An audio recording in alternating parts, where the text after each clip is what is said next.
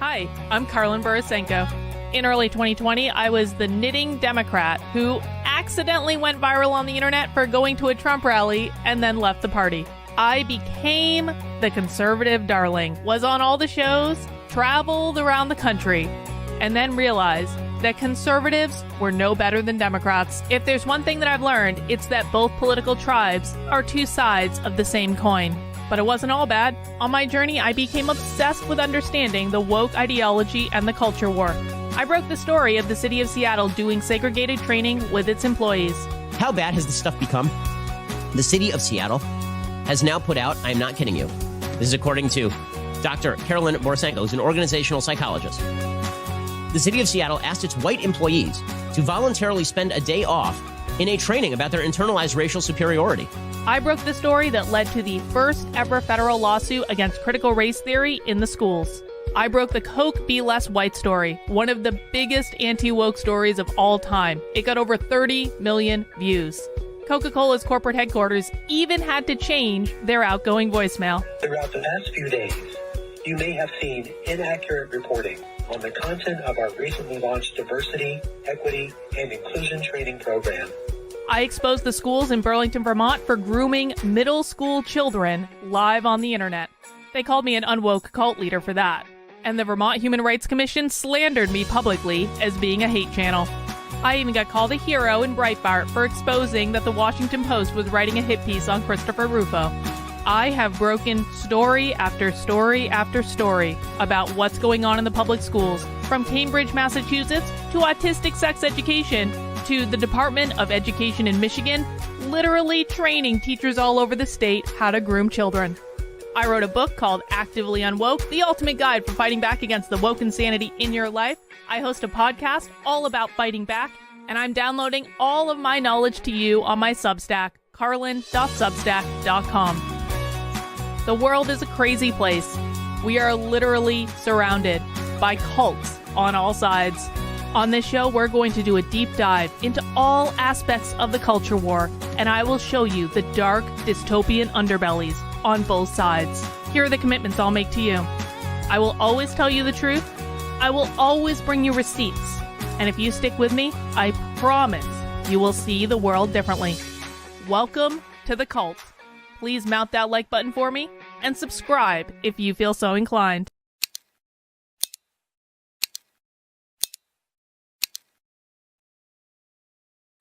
Well, hello, everyone. Happy Tuesday. I hope everyone is having an amazing day. Well, guys, we are switching gears today, and we are looking at the right and the nonsense going on the right. For those of you who are new to the cult, welcome. I'm really glad you're here. Please make sure you mount that like button for me. Please make sure you are subscribed to the channel if you are not already. I go live Monday, Wednesday, Tuesday, Thursday, and Friday at 5 p.m. Eastern Time. On Saturdays, we go live 1 hour later at 6 p.m. Eastern for Socialism Saturday, because it's my weekend too. I got other stuff to do, man, and I know you guys all appreciate a little bit of a later start on Saturday. It's just the way it goes. But on my channel, we do not exclusively look at the woke left. Okay, we spend the majority of our time looking at the woke left because, sadly, they're the ones in power in every major institution in the country. And so they are actually between the woke left and the woke right. The woke left is actually significantly more dangerous than the woke right now. But make no mistake, woke absolutely exists on the right as well. And when I say woke, what I mean is authoritarian. That is what it is. The woke ideology is a fundamentally authoritarian ideology that wants to tell you how to think, how to speak, what conversations you can engage in, what thoughts you're allowed to consider, what you're allowed to do with your adult body. And the word adult will be key there. I have learned that today many conservatives, when they see the word adult, they apparently don't even know how to read it. But that's what the woke ideology is. It is an authoritarian ideology that wants to dictate to you how you live your life and how you show up in the world. And it does not only exist on the left. It also exists on the right. I've been saying for years now, I even wrote about it in my book, Actively Unwoke, the ultimate guide for fighting back against the woke insanity in your life, that this is not a battle of Democrat versus Republican. This is not a battle of progressive versus conservative. This is not a battle of left versus right. It is a battle of authoritarianism versus libertarianism. And so when I say woke, what I mean is authoritarian. And that exists on the conservative right as well. And we're going to be looking at a couple stories today that will illustrate emphatically that if you think that you only have authoritarianism to fear from the woke left, you are, the thing that really keeps me up at night is, let's say we get all of the woke left authoritarians out of power of every major institution in this country. Who do we replace them with? Because we literally don't have anyone, because there are just as many people on the right that are pushing nonsense and craziness as there are on the left, and we can't put them in power either. So we're going to be looking at a couple cases of that today. I just want to take the super chat very quickly from Naruto. The Tucker Carlson thing couldn't be happening at a worse time for Fox News. Fox is about to enter negotiations with cable companies for more money. Well, I think we can all agree that with Tucker Carlson gone, and Dan Bongino just left the week before, and it's rumored that Mark Levin is now going to leave as well, and they're probably going to fire some other people too. Fox News is dead, man. It doesn't, they did it to themselves. It was a completely self-inflicted wound, and par for the course on the conservative right, as it were. So guys, what are we going to be looking at today? Well, I happened the other day to find myself in the midst of a Twitter space hosted by this Nick Fuentes fanboy. His name is Chief Trumper. And what's ironic is Chief Trumper actually kicked me out of the Twitter space and blocked me from accessing it about halfway through. But being that I have about 86,000 burner accounts on Twitter, I just logged into a different account that I have and I listened to it from that account. It really wasn't a big deal. Also, he was also streaming it live on Nick Fuentes' platform, which is Cozy, which is where we are going to be watching the stream from today. And this was a stream with a young man named Preston Para. Now, I've never heard of Preston Para before because I don't run in young conservative influencer circles. But Preston Para is apparently a young conservative Christian nationalist influencer who has a lot of followers on Instagram and TikTok, not so many on Twitter, but a lot of followers on Instagram and TikTok. He was, until recently, a correspondent with Right Side Broadcasting until they decided to fire him for being too pro-Trump, according to him. I don't know whether or not to believe that, but Preston's story is that he was fired for being too pro-Trump. And then he was also an ambassador for Turning Point USA. And last week, Turning Point USA basically proactively canceled Preston Para from speaking at an event in Texas. And this really pissed him off. And this also really pissed off a lot of other young conservative Christian nationalists. And when I say Christian nationalists, they legitimately want a theocracy in this country. I'm not joking about that. And and you're going to hear this in the course of this stream today. And the reason that I think that this is interesting is not just because of one conservative Christian nationalist. Okay, when we're young and stupid, we do things like this, fine. But what ensued was a whole Twitter space with a whole bunch of other people that we're going to watch here, and we'll make the screen bigger, I hope. I guess I'll fix that in a minute. But we're going to listen to parts of their Twitter space because there were several young Christian nationalists former Turning Point USA ambassadors that basically came into this Twitter space to talk about their experience with Turning Point. And what you're going to hear is that they really don't like that Turning Point likes Israel. They really don't like Jews. They don't like the way that Turning Point has parties at their events and that people do drugs and have sex, which absolutely does happen. They don't like any of this stuff. And they're really dragging Turning Point very, very severely. Now, that might be good enough, but during the Twitter space, Turning Point's old, I think, COO, and now runs the Turning Point political PAC. His name is Tyler. Tyler actually joined the Twitter space as an unofficial representative of Turning Point USA, currently works there. and started debating with these young Christian nationalists. And so you're going to get to hear the back and forth between them. And then Nick Fuentes joined. You guys know my great and sincere love of the obviously repressed gay man, Nick Fuentes. And Nick Fuentes joined the Twitter space on a burner account and started arguing with the Turning Point USA rep. And and Laura Loomer was in there too, by the way. Laura Loomer currently working for Trump's campaign. And so you had like the great mishmash of like alt-right extremism all in one Twitter space talking about how effed up Turning Point USA is. And Turning Point, instead of staying out of it, actually sent representatives into the Twitter space to argue with them. And so we can't listen to the whole thing because it's really, really, really, really, really long. But we are going to skip around a little bit. And what the reason that I want you to hear this is I want you to hear what they're talking about. And I want you to hear how they're saying it.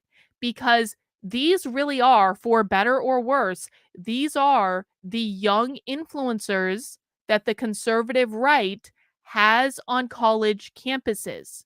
And what you're going to hear in this Twitter space accurately reflects the views of the young conservative influencers that the conservative right is sending into college campuses right now as we speak. And I think it's important that people hear what they have to say. Not that we're going to agree with them, because I sure shit didn't agree with a lot of them. But I want you to hear it for yourself, because there's a difference between me telling you that there is a moral majority Christian conservative, very, very, very far right, very authoritarian ideology rising on the conservative right. There's a difference between me telling you that and you actually hearing it out of the mouths of the young influencers for yourself. So that is going to be where we spend the bulk of our time today. However, up until about 20 minutes ago, this was going to be the only thing we did on the stream today. However, prior to me coming on the stream, I was alerted on Twitter that Steven Crowder and Candace Owens are in a feud. And apparently, Steven Crowder is getting a divorce, which is very sad and quite frankly is none of our effing business. And Candace Owens found out about this and tried to extort Steven Crowder over it. And yesterday, Steven Crowder said something on his show about it. We're going to watch a clip of that in a second. And of course, because Candace Owens just can't help herself because she is a raging narcissist, Candace Owens had to respond to Steven Crowder. First, she responded in the form of tweets, and this quite literally happened like less than an hour ago.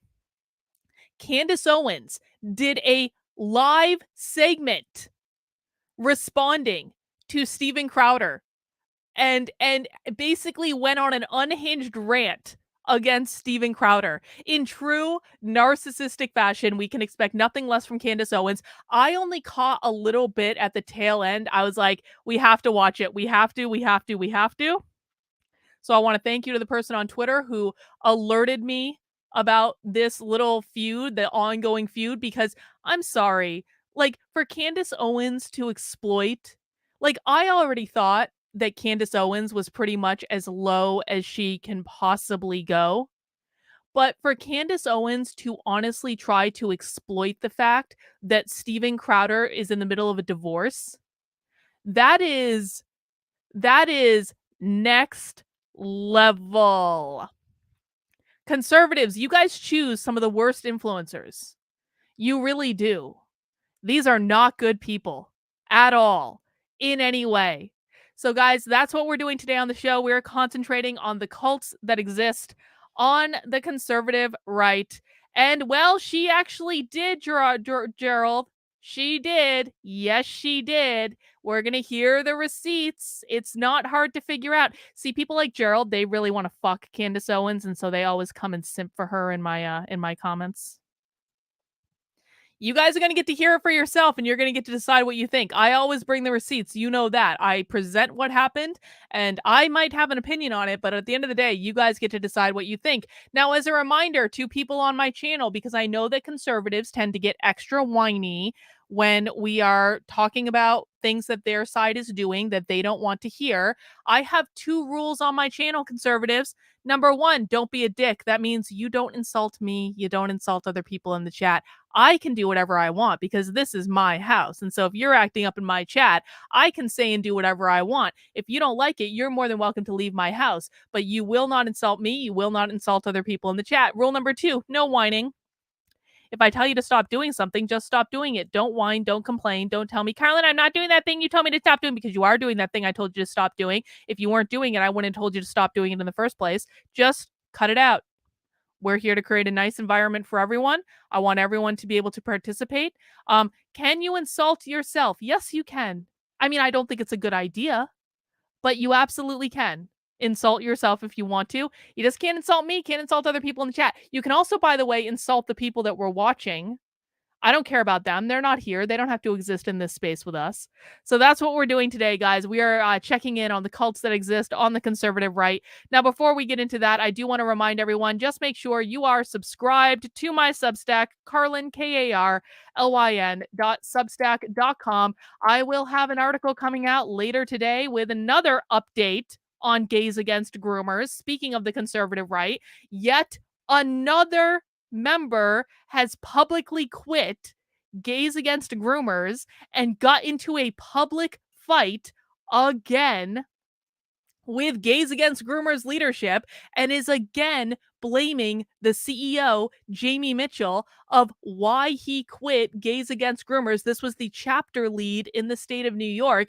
That article is going to be coming out a little later on today. I also have another article about someone on the left, a trans influencer, releasing a list of where, people can get medical referrals for trans medication and hormones without actually doing anything to get them. So I've got that coming up too. I cover the most dystopian of the dystopian on my Substack. Again, I'm always presenting you receipts. I will always show you what's going on. You can decide for yourself what you think. And if you want to support the work I'm doing, the very best place you can support it right now is by becoming a paying subscriber on my Substack. That is $5 a month, or $50 a year. You can give more if you want to, but of course you don't have to, even though I do appreciate it.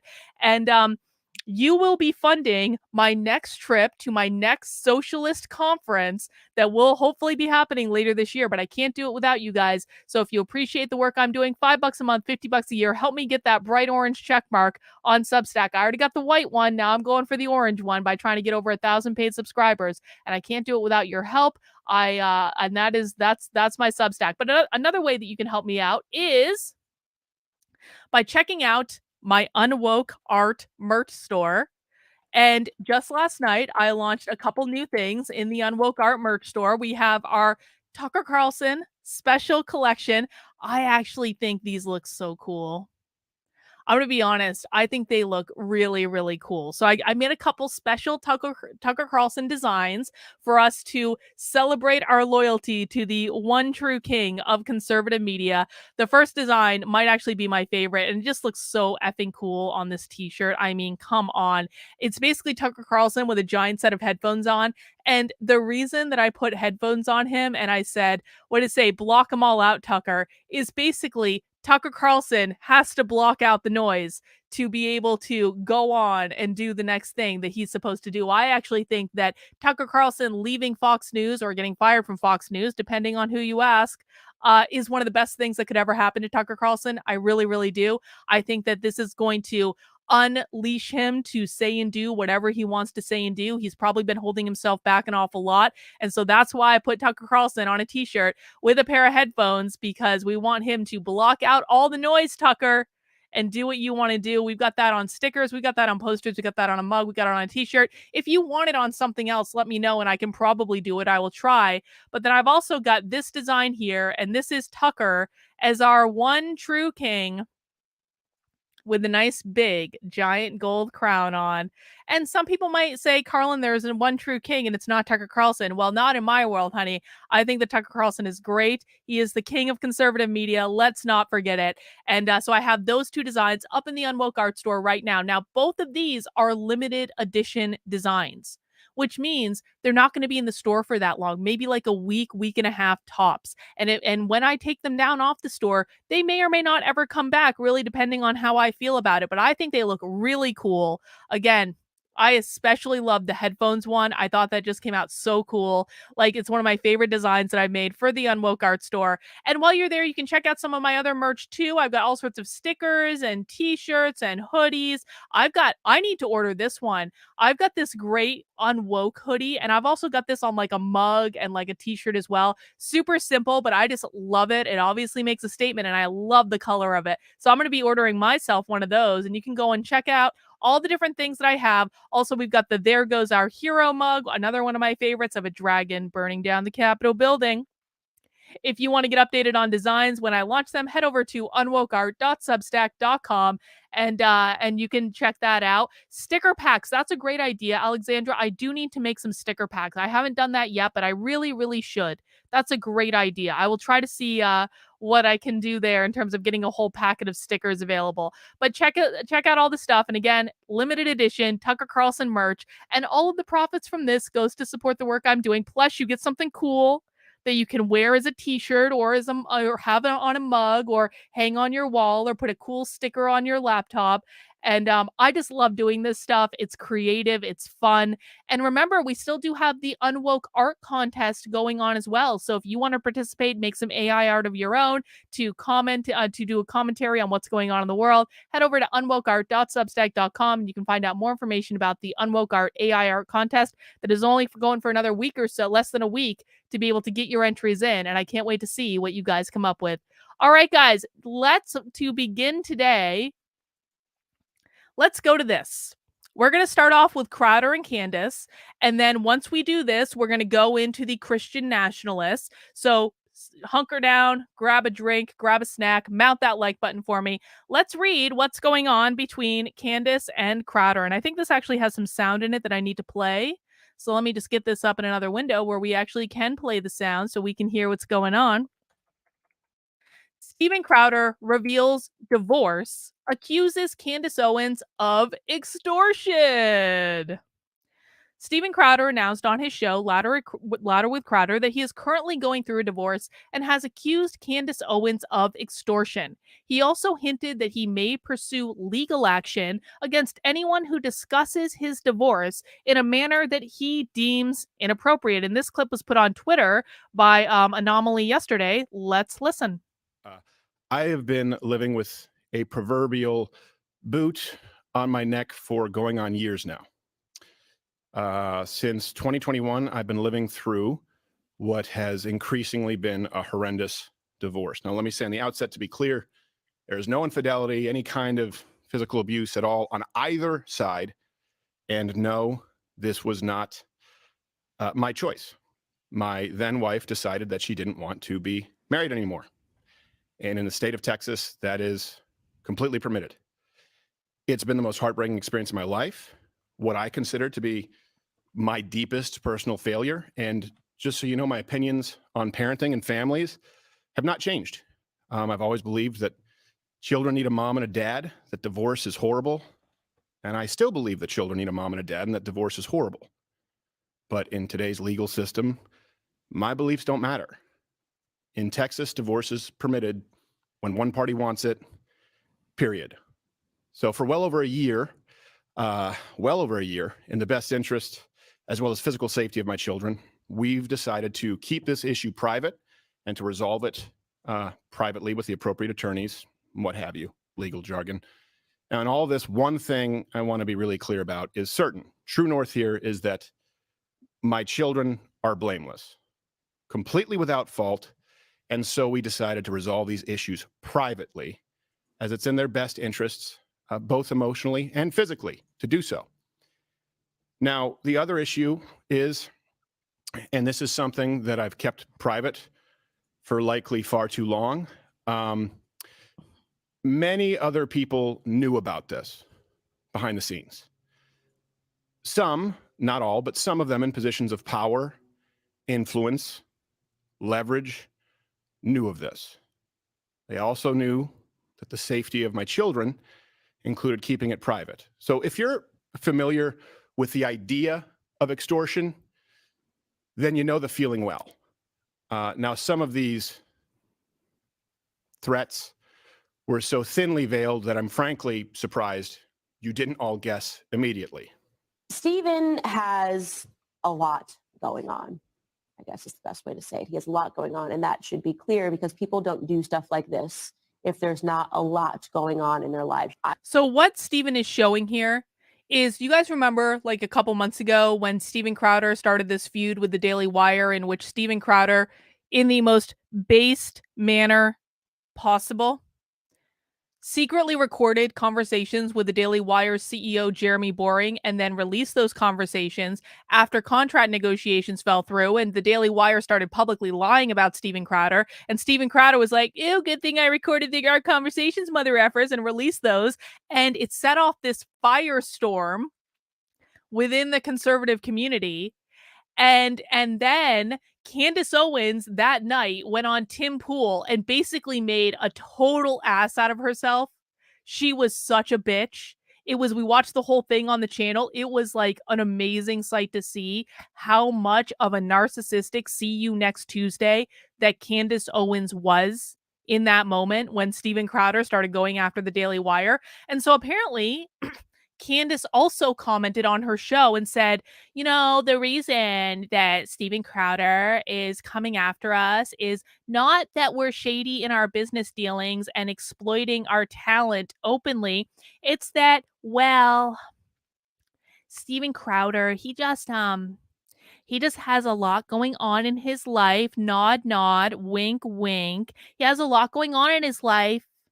And, you know, we really need to pray for him. We need to be the better person. We need to pray for him. And this was probably like days after Candace Owens went on Tim Pool and was, I mean, do you guys remember that?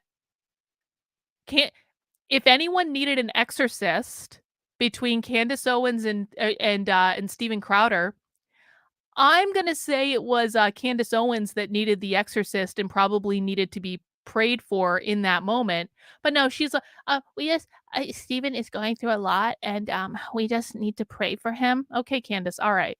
I would like to implore my audience and everybody that isn't paying attention to this situation not to condemn him, but to pray for him. Sometimes people need a prayer. Sometimes people need a scripture. You know, Stephen purports to be a Christian. I am unsure at this moment if it is my place to say more than that. It's not your place to say, Candace. If I feel Candace, you're unsure. It's not your what Candace Owens was doing here was she was sending and I know this because I have sent messages to people via stream before. Sometimes I send thinly veiled messages where you guys don't know what I'm talking about. And sometimes I send overt messages where I just say what I want to say. What Candace Owens is doing here is she's sending Steven Crowder a message saying, Steven, you know, I don't want to reveal the information that I have about you being in the middle of a divorce. Instead, Steven, I'm going to pray for you. And I'm going to tell my audience to pray for you. But don't make me reveal the information that I have about you being in a divorce, Steven. Don't make me do it, Steven. That's what Candace Owens is doing here. I really want to make sure that everyone sees this. In further defense, some things should be said, or maybe if I feel that the public has a right Thank to you, Red understand Sing the certain Blues. Good to see you. circumstances. Well, my children have a right to privacy. Now, some other issues have been, or I should say, inferences have been more pernicious behind the scenes with demands and threats to use this information that they believe would be so publicly embarrassing to me and my wife. I do know because I'm not a raging idiot. It can be idiot. used, knowingly putting my children in harm's way. So to those self-styled Christians, conservatives, and allies, well, not in my book. Now, if you find yourself, I don't want to get into details. So now what's going to happen is we're going to see some conservatives in my chat, like they're going to start having some feelings and they're going to start saying, you don't know anything about Candace Owens. Candace Owens would never exploit the fact that she knows someone is going through a messy divorce for personal gain. She would never do that. Candace Owens would absolutely do that. Candace Owens is one of the most underhanded narcissists I've ever seen in my life. So if anyone feels the need to whine in my chat, just know that it's not going to turn out, it's not going to go well for you. Like, and I'm sorry, but like, if you can't see that Candace Owens is like a raging bitch, I just don't know what to tell you. Maybe you have domination issues where like you like women to like beat the shit out of you. I don't know. But that's something to work out in your bedroom, man. That's not something to work out on the internet. Going to likely be the only time I have to address this or want to address this. If you're asking yourself, hey, did X person or did Y person know? The answer is likely yes, which will be made alarmingly clear as this process of discovery continues. And it also, by the way, makes me that much more appreciative of those who did know about this and in understanding the best interests of my family, my children, kept their word and used discretion. I can't thank you enough. Sincerely, I appreciate it. Won't forget it. It's pretty simple. I look at these good loved conservatives a woman so much that I married her. Attacking someone over a divorce. A woman that's who, none of your despite all of fucking this, business. I still love as the mother of my children. Good Christian conservative. And she wanted something else for her life. That's not my choice. She simply wanted out, and the law says that that's how it works. Now, of course, look, I get it. There are multiple sides to every story, but one thing that is undeniable in this case is that it's no one's fault but my own in that I picked wrong, and that's certainly not the fault of my children. And I will say that what's in the best interest of my children is not internet drama, speculation, certainly not blatant or veiled shakedowns or dragging their father or mother, and I can't be clear on that enough, or their mother through the mud.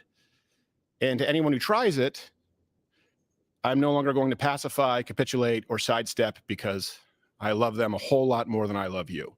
And I will continue to do whatever is necessary to protect my children. Discussing the divorce any further on social media or on this show or in any public space is not what's best for them. I'll be handling this through the proper legal avenues and channels available as a matter of record in which I have more than full confidence. So I'd ask that you understand the need for and respect our privacy in what is obviously a pretty tough time. And I hope that none of this has to go any further than that. The fact that Candace Owens brought up what was private information about Steven Crowder getting a divorce back in January because she was pissed off that Steven Crowder revealed the truth about the Daily Wire. If you claim to be a good Christian and you defend Candace Owens using a person's private divorce against him in a public space to try to pressure him into shutting his mouth, you are one of the best examples of a Christian hypocrite that I've ever seen in my life, and you are the type of Christian that gives every other type of Christian a bad name. But of course, Candace Owens, because she just can't help herself, responded on Twitter. Now, I'm very proud to be blocked by Candace Owens on Twitter. I don't know what exactly I did to get blocked, but I do know that I never actually responded to Candace Owens on anything. She proactively sought me out to block me, which I'm going to take as a feather in my cap. I don't know what I did to deserve that, but okay, fine. But luckily, screenshots exist. So Candace Owens responded to this from Crowder on Twitter, and she says, Steven Crowder accusing me of extortion is so patently insane that it honestly makes me question how there are still people who cannot see how thoroughly undone he has become. Candace, Steven was not the one acting insane there. That was you. This is not stable behavior. He is a man on a spiral. Outright bizarre and concerning. If you're going to use your children as human shields to block people from digging further into your divorce, please do so without inserting me into the narrative. And she said this after she was the one who publicly outed his divorce. Candace Owens was the one who started hint, hint, something's going on in Steven Crowder's life. Hint, hint. Oh, don't you want to look into it? Hint, hint. She was the one who brought his divorce up. Guys, I just don't, to be really crystal clear, if an internet commentator is getting a divorce, that is none of our effing business. It's not a Candace Owens business. And Candace Owens knows this. And yet she still used it. Hint, hint, Steven. Oh, we're all going to pray for you, Steven. We know you're going through so much in your personal life right now. And then she has the nerve to say, you're using your children as human shields to prevent us from digging into your divorce. Candace, why do you want to dig into Steven Crowder's divorce? Candace, if you really care about beating the left, the Democrats, the state, the government, who the real enemy is, then why are you spending any time at all digging in to Steven Crowder's divorce? It is none of your business. It is none of our business. The only people who are involved in Steven Crowder's divorce are Steven Crowder, his wife, and his children, and that is it. You are not involved. It is none of your concern. So why are you angry that, oh my God, Steven's trying to use his children to prevent us from asking questions about his divorce? How dare he? To remind people, the video Steven used in his show of me was a video of me responding to Steven's first set of bizarre attacks against the Daily Wire. Steven is not the victim. He was never the victim. I am the only victim here. Me, Candace Owens, I am the only victim in this scenario because I went on Tim Pool and made a complete ass of myself and showed what a raging cunt I really am. I am the real victim in this scenario, Steven, not you. Okay, I may have paraphrased a little bit there. I may have embellished a little bit. I may have, hypothesized what was going on inside of Candace's head when she wrote this tweet. Steven Crowder is just a bad person who continues to burn a lot of people. Well, those aren't all the feelings that Candace Owens had about this. And less than an hour before I started this stream, Candace did an additional segment about Steven Crowder on her show. And it's about 10 minutes long. And I want to watch the whole thing. I didn't get to see all of it. And so mount that like button if you would like to watch Candace Owens go on an unhinged rant.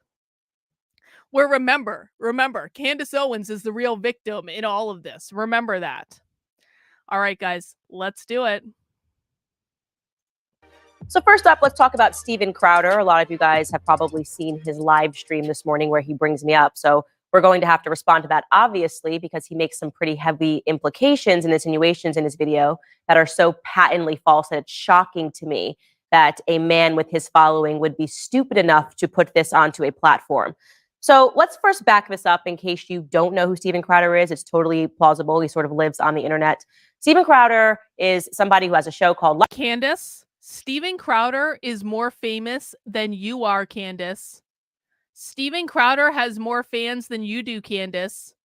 Steven Crowder is worth more money than you are, Candace. I know that it's really hard for you to see this because you're a raging narcissist, Candace. And so it might be really, really difficult for you to understand that there are people on the internet and in the world who are more famous and wealthy and well-known than you are. But Steven Crowder is all of those things. And Candace, guess what? It's not even close. Steven Crowder is so much more famous than you that he can barely see you in his rearview mirror, and the only reason that he's wasting any time on you at all is because you brought up his divorce in a public setting. Louder with Crowder, who had something very terrible happen to him at the end of last year. The Daily Wire came to him with a $50 million term sheet. He was offered $50 million. I know, horrible, terrible. He was so upset. Which is less than half of what Steven Crowder is actually worth in the real world. Now, and it's just escaping Candace so much. Candace cannot fathom that Steven Crowder, here's the real issue here. Candace Owens cannot fathom a reality in which Steven Crowder is worth more than double of what she's worth. That's why it's $50 million. Oh my God. Well, when the guy is worth $100 million, maybe even more like $120, $130 million, and you're offering him $50 million over 5 fucking years or 3 years or whatever that deal was. Yes, Candace, it's not a good offer. Upset by this, that he then decided to do a video in which he calls out essentially all of the Daily Wire hosts, myself included, for accepting slave-like contracts. These were the very heavy implications of that video, that his followers needed to stop Big Con, talking about how we are all existing and we're kowtowing. And of course, we responded forcefully to this because it's simply not true. The idea that I'm somehow in bed with big tech or that I'm dishonest in what I do simply because we didn't accept, I guess, his counter. I like how Candace Owens is trying to position herself as being on the leadership team of the Daily Wire. Candace Owens is a contractor with the Daily Wire. Okay, she's one of their faces. She's one of their main content creators, but please correct me if I'm wrong. Candace Owens is not involved in the business operations of the Daily Wire. But she's trying, we did this and we did that and we did this other thing. No, Candace, no. Steven Crowder recorded a conversation with Jeremy Boring, who's the actual CEO of the Daily Wire and actually runs the business. You were not involved in this until you went on Tim Pool and made a complete and total ass out of yourself. And now you're saying, we, because she's trying to make herself seem more important than she actually is in the scenario, because Candace Owens is a raging narcissist and she always has to be the most important person in the scenario. And she has a dumb haircut. Yes, she does, Adam. I agree. Her offer to the $50 million contract is pointedly ridiculous. Now, why are we talking about him again? Well, when in closing back in January, I essentially said that we were no longer going to talk about Steven Crowder, and I instead offered that people should pray for him because obviously when a man does something like that, he is broken. You don't do something like that to your friends unless there is something going on in your personal life. And now Candace is like, I was being nice. And I just, Steven, I just really wanted my audience to pray for you. I wasn't doing anything underhanded or sneaky or obfuscating or deflecting. And I certainly wasn't trying to use your divorce against you in a public place. Steven, I was really worried about you. And I really just wanted people to pray for you. I mean, aren't you a good Christian, Steven? Don't you think that people should pray for other people? Does anyone buy this? I'm just Christian. Steven, I'm just a good Christian, and I just really wanted people to pray for you. Out of the goodness of my heart, Steven, does anyone actually buy this? I mean, look at her. I mean, come on. What a freeze frame. Well, Steven Crowder announced this morning that he is going through a divorce, and I want to show you bits of that video. Take a listen. But needed to take a moment here to address some issues out there that are circulating. It's never fun, but well, I guess let me be clear here. I have been living with a proverbial boot on my neck for going on years now. Since 2021, I've been living through what has increasingly been a horrendous divorce. Now, let me say on the outset, to be clear, there is no infidelity, any kind of physical abuse at all on either side. And no, this was not my choice. Okay, so in the open, you get it. Steven Crowder is a victim. Once again, he's always a martyr for his belief. He's always a victim. And this time, it's the proverbial boot on the neck. He's literally George Floyd. So the idea here is you need to feel really bad for Steven Crowder right away because he's got a boot on his neck. Remember, guys, just but 2 minutes ago, Candace Owens was like, Steven, I just think you're a broken person. And I the Christian thing to do is that we all need to pray for you. And then within 2 minutes, she's like, Steven Crowder thinks he's a victim of the world because he's getting a divorce. But you know who the real victim of the world is? Me. I'm the real victim of the world. That's who it is. It's me. And so the whole Christian, we're going to pray for you thing just went right out the window. It's almost as if Candace never really wanted people to pray for Steven Crowder in the first place. It's almost as if it was all a show. Let's see what else he said. So if you're familiar with the idea of extortion, then you know the feeling well. Now, some of these threats were so thinly veiled that I'm frankly surprised you didn't all guess immediately. Steven has a lot going on.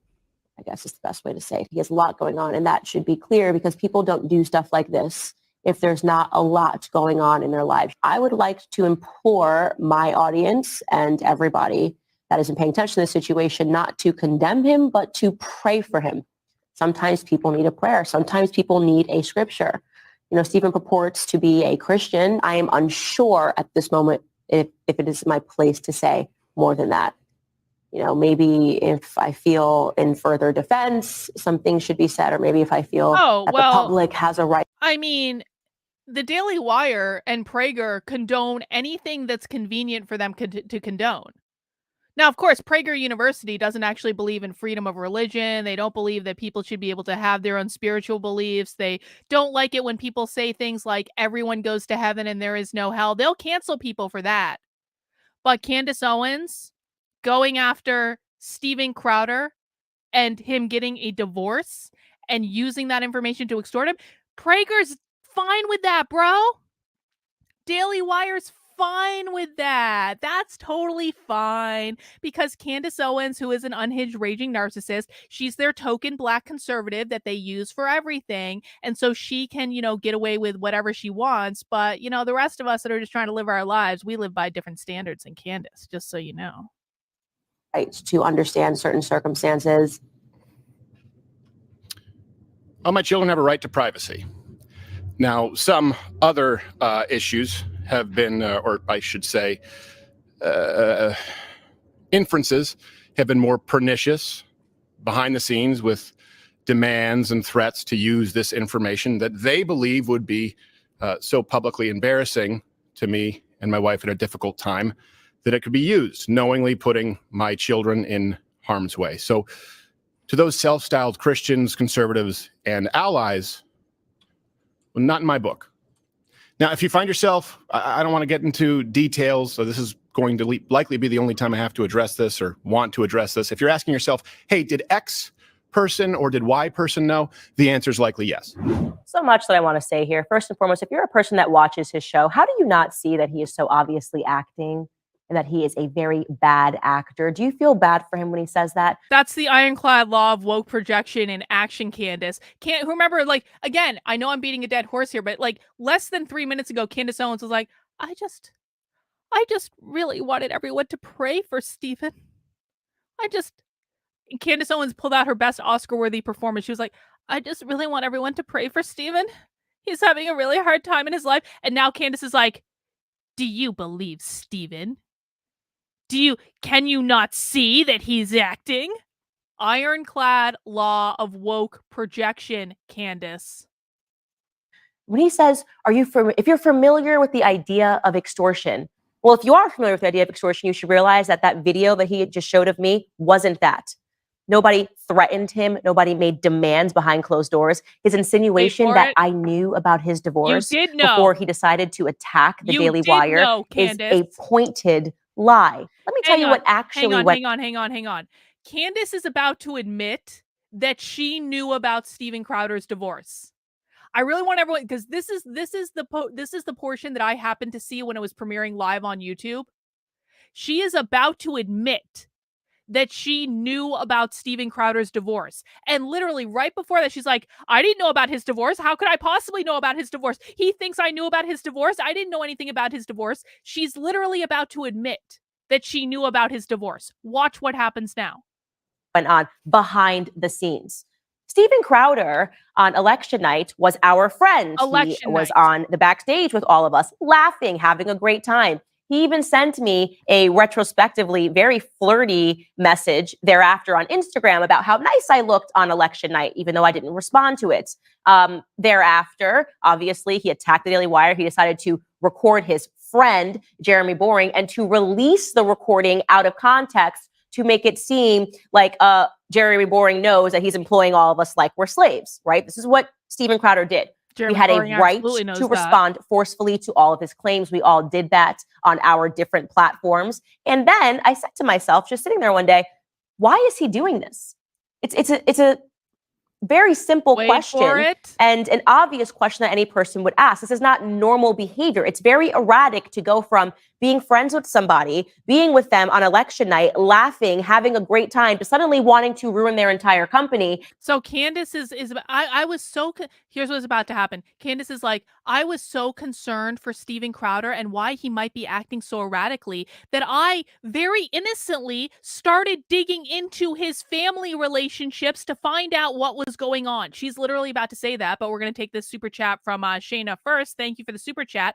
It's worth noticing that when Candace started with the Daily Wire, her show had a guest panel and a studio audience, which could have been a great concept. Now it's always her alone in the studio. I wonder why that is. Could it be that Candace Owens recorded private phone calls with one of her first guests on her show, Nicole Arbor, and then threatened to release those phone calls publicly on the recording of the first show? And if you don't believe me, go back and watch the videos I did about Nicole Arbor on this channel, to include an interview with Nicole Arbor about what happened when Candace Owens recorded Nicole Arbor's private phone calls and then tried to blackmail Nicole live on the first taping of her studio audience show to release the phone calls. That's the kind of person we're talking about with Candace Owens here.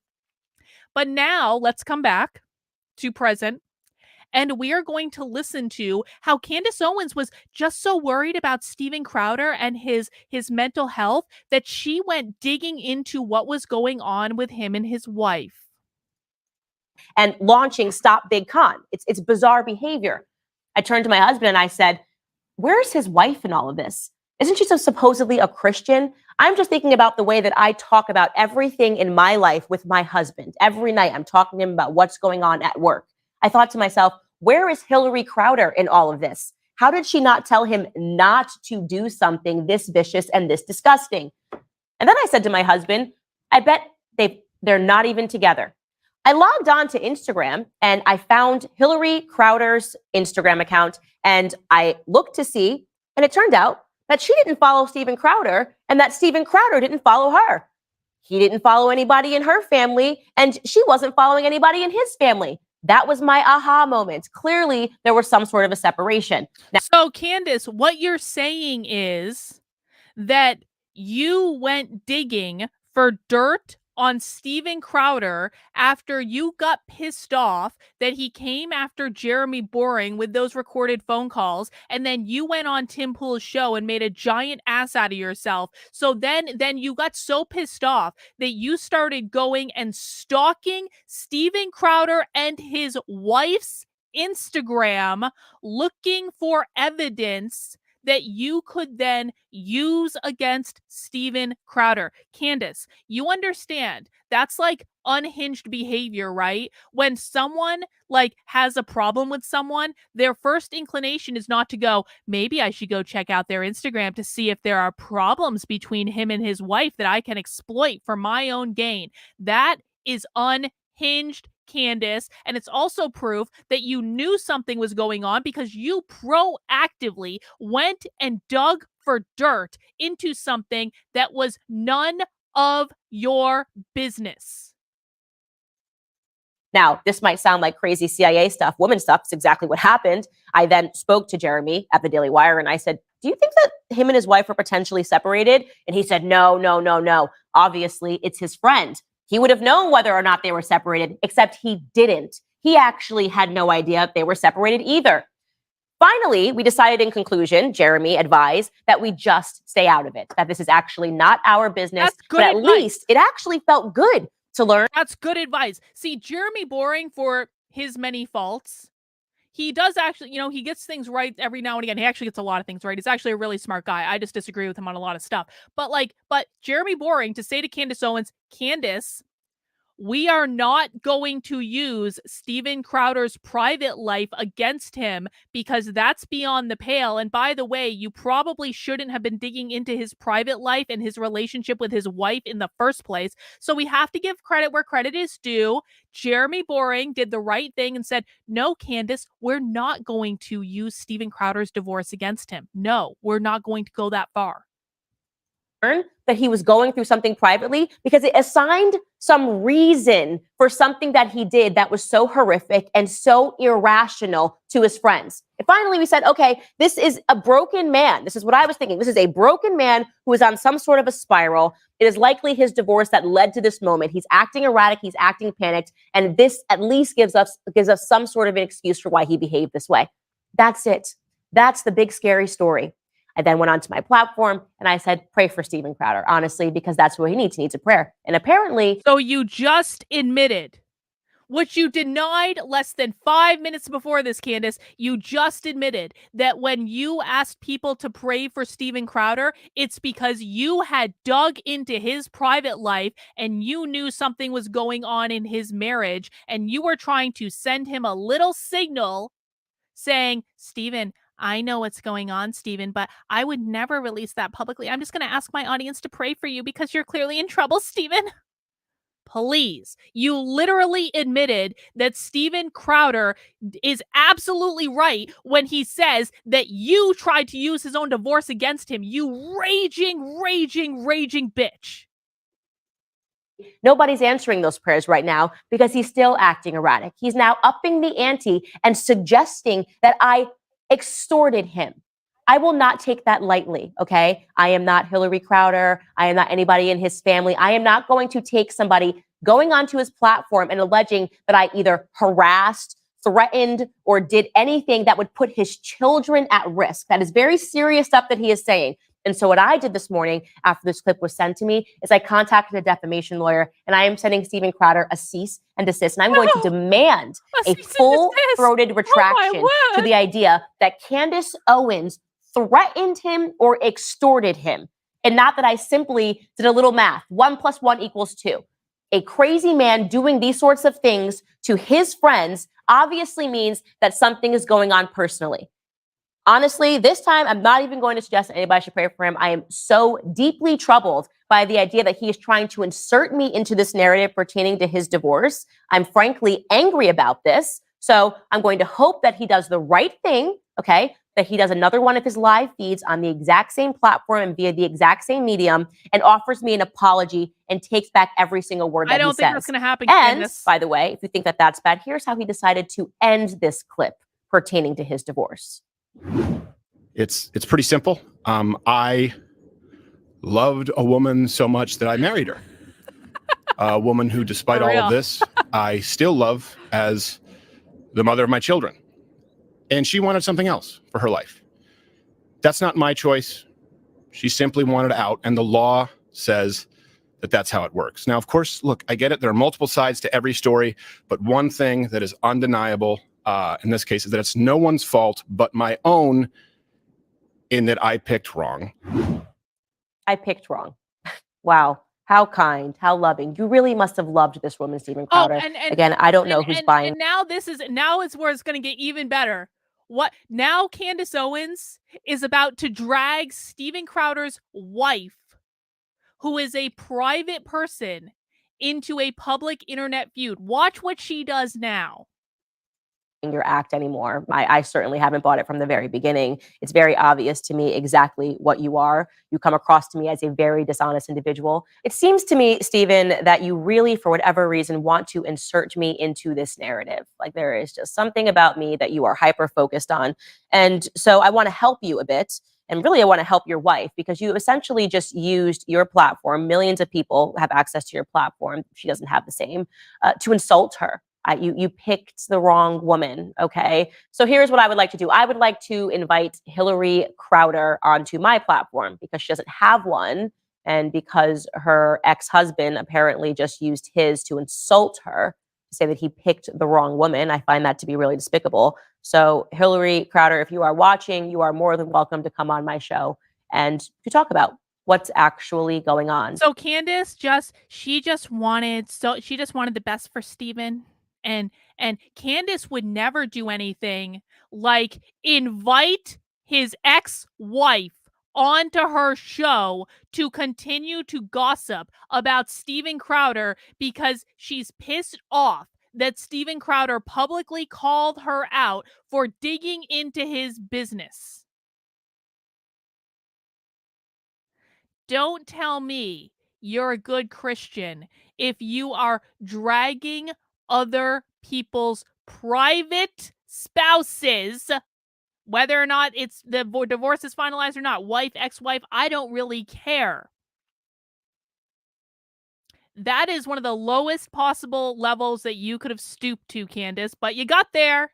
You got there. You went under that limbo bar, girl. And I have no doubt that you can go lower and lower and lower and lower and lower and lower. And she really thinks that she is the righteous one in all of this. Because, as I said, I don't trust a single word that comes out of Steven's mouth. All right, speaking of Hillary Crowder and mothers everywhere, Mother's Day is around the corner. And then she segued right into a promo for Mother's Day. You cannot make this up. So guys, that is the latest episode of the whole Steven Crowder Daily Wire Candace Owens feud, in which I really didn't think Candace could sink lower than she already sunk, man. I really thought that performance on Tim Pool was one for the books. It really was. But now Candace Owens has quite literally inserted herself into Steven Crowder's divorce to try to use it against him. Can someone please email HG Tudor and ask him to evaluate Candace Owens? Please. I know, if you know who HG Tudor is, you know, all right?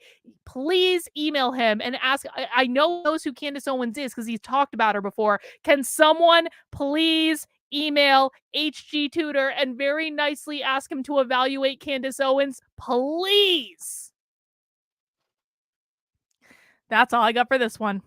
All right, guys, you are watching The Cult. This is a show that I do Monday through Friday at 5 p.m. where we do deep dives into different aspects of the culture war. Today, we are focusing on the craziness going on the alt-right. We just watched Steven Crowder versus Candace Owens, and now we're going to be digging deep into what is going on with these young Christian nationalist conservative influencers and Turning Point USA and what the hell is happening there. So what happened and what we're going to be listening to is a Twitter space that was hosted by this guy called Chief Trumpster and he hosted it on Twitter, but he's got the recording of the Twitter space on Cozy, which is Nick Fuentes' Twitter platform.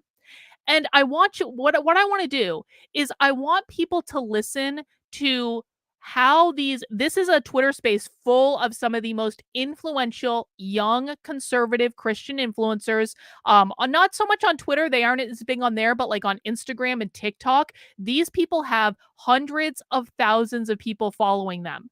The main one that this is going to be about, he was a correspondent for Right Side Broadcasting. His name is Preston Para. I don't really know that much about him. He doesn't he seems a little misguided, but I don't think he's like a bad person or anything. But the reason I want you to listen to this is, number one, you're going to get to hear from Turning Point, like former Turning Point USA ambassadors, what they really think of the organization and what they really think of Charlie Kirk. And just to spoil it a little bit, it's a little bit authoritarian. It is. It's a little bit authoritarian. And I want you to see where the right-wing Christian nationalist movement is going and what they're talking about. You are also going to get to hear from Turning Point employees, including people that are at like the very top of the food chain who dropped into this space to be able to have a voice in it. Laura Loomer also drops into this space, and Nick Fuentes dropped into it. and started arguing with Turning Point people. Now, the space was very long. It was several hours. So I'm going to skip around a little bit to give you guys a little bit of a taste of what this sounded like. But this is what we're going to be listening to. I want you guys to hear what these people talk about when they're talking amongst themselves, and really what their priorities are, what they care about, and how they perceive Turning Point USA and the conservative movement. So if you're ready for that, please mount that like button for me. Mounting the like button is important because it tells YouTube that you like the stream, and that means that YouTube is going to serve it up to more people to tell them to join the stream, and then we can all hang out together and listen to some Christian nationalists. All right, let's dig in. It's being canceled and not allowed to speak for a Turning Point chapter, so out and just get hammered. They get hammered. Hang on.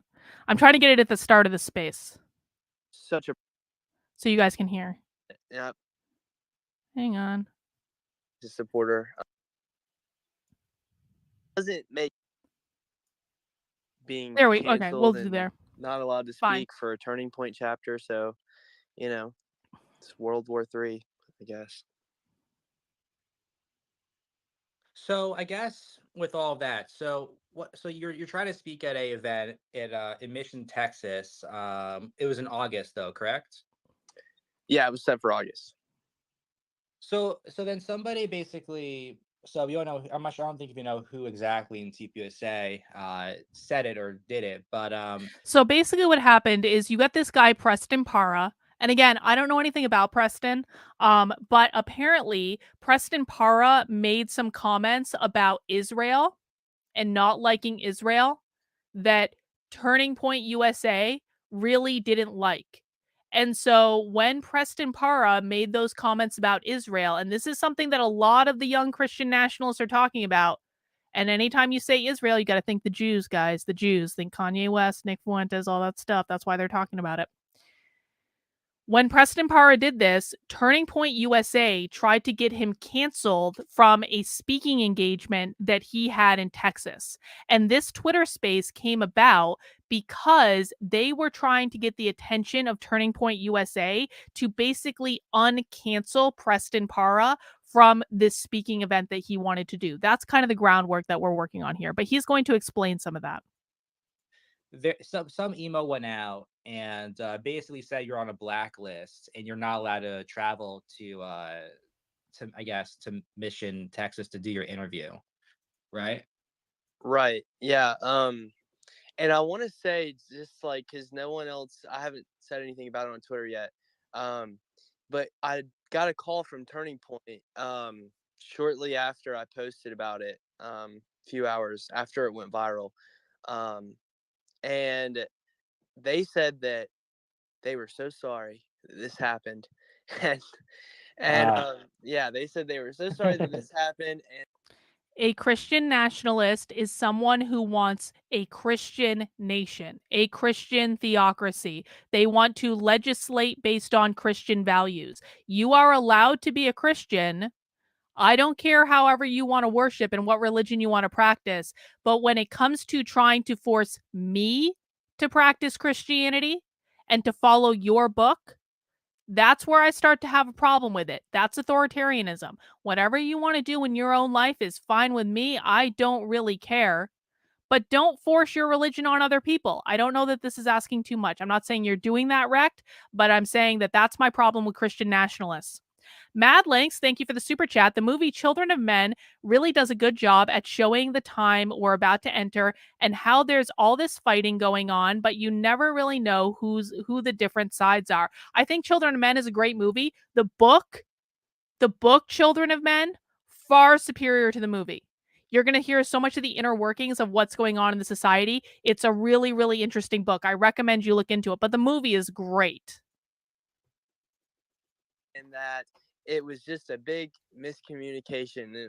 They did not mean for that to happen at all, which is, whatever. I think it's bullshit. But I said, listen, I don't want any hard feelings. I just like to call people out where I think they need to be called out. And I don't believe that it was a mistake or a miscommunication, because it doesn't make sense that simultaneously, while I'm being scheduled to go speak at an event I get disallowed, and my bio gets deleted off the face of the internet that had been there for 2 years, all in the same week's timing. There's no way that that just happened by coincidence. I think that it was an organized plan to try to silence me. And then once I say something about it, just like how RSBN played out, they backpedal and they realize, oh shit, we've got a bunch of people who do not approve of what we're doing. We're gonna get called out, nationally if we don't try to fix it. So it is what it is. They put me back, or they said they're gonna put me back on their speakers bureau, and they'd love to have me on campus. So they kind of did a 180. Wow, that's so. First of all, it wasn't like an accident. They removed you from the website. They had the whole. It took the time to actually email the chapter, and said you're not allowed to have this guy on the campus.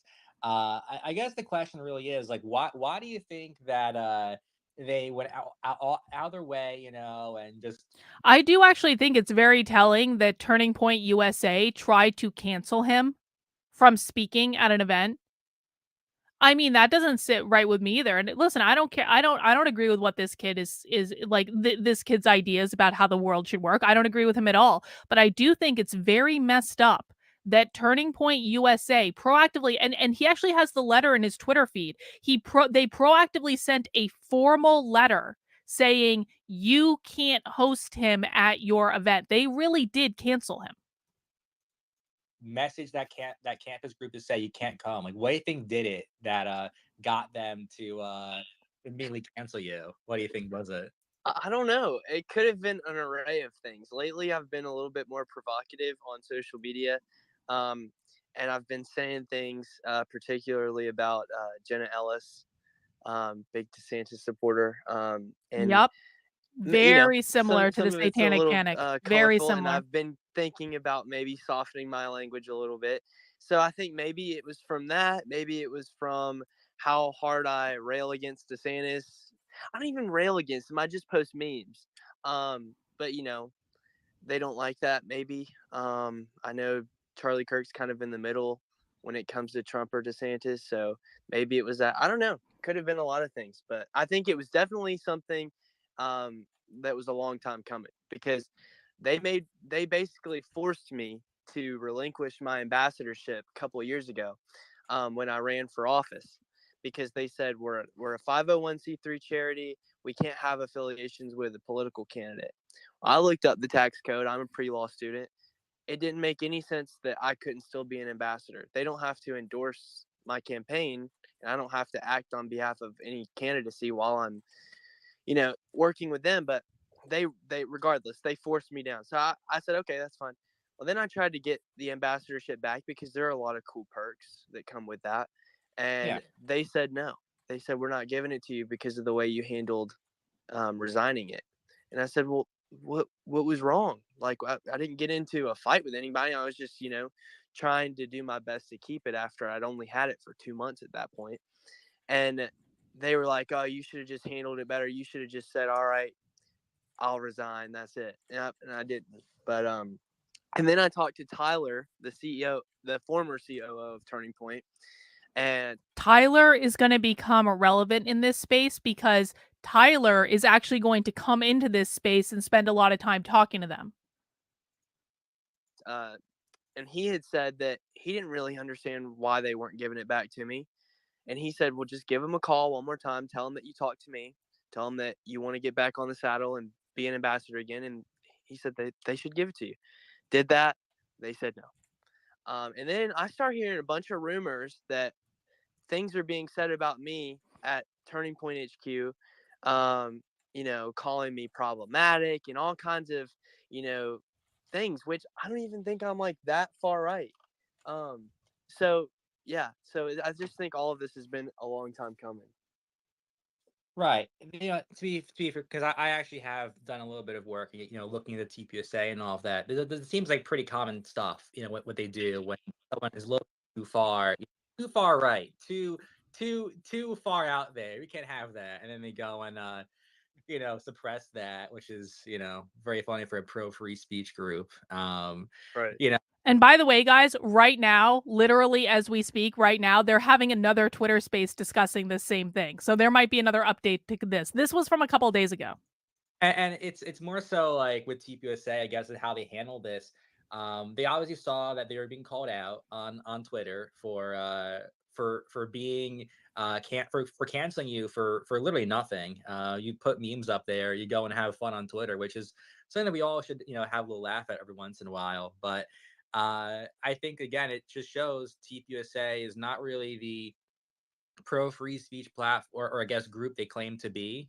They have a history of suppressing conservative voices, to Christian voices, people who say things that are just a little bit too off the line, and then they go and pull the axe on you. Yeah, it's difficult for me because I've been with Turning Point for a long time.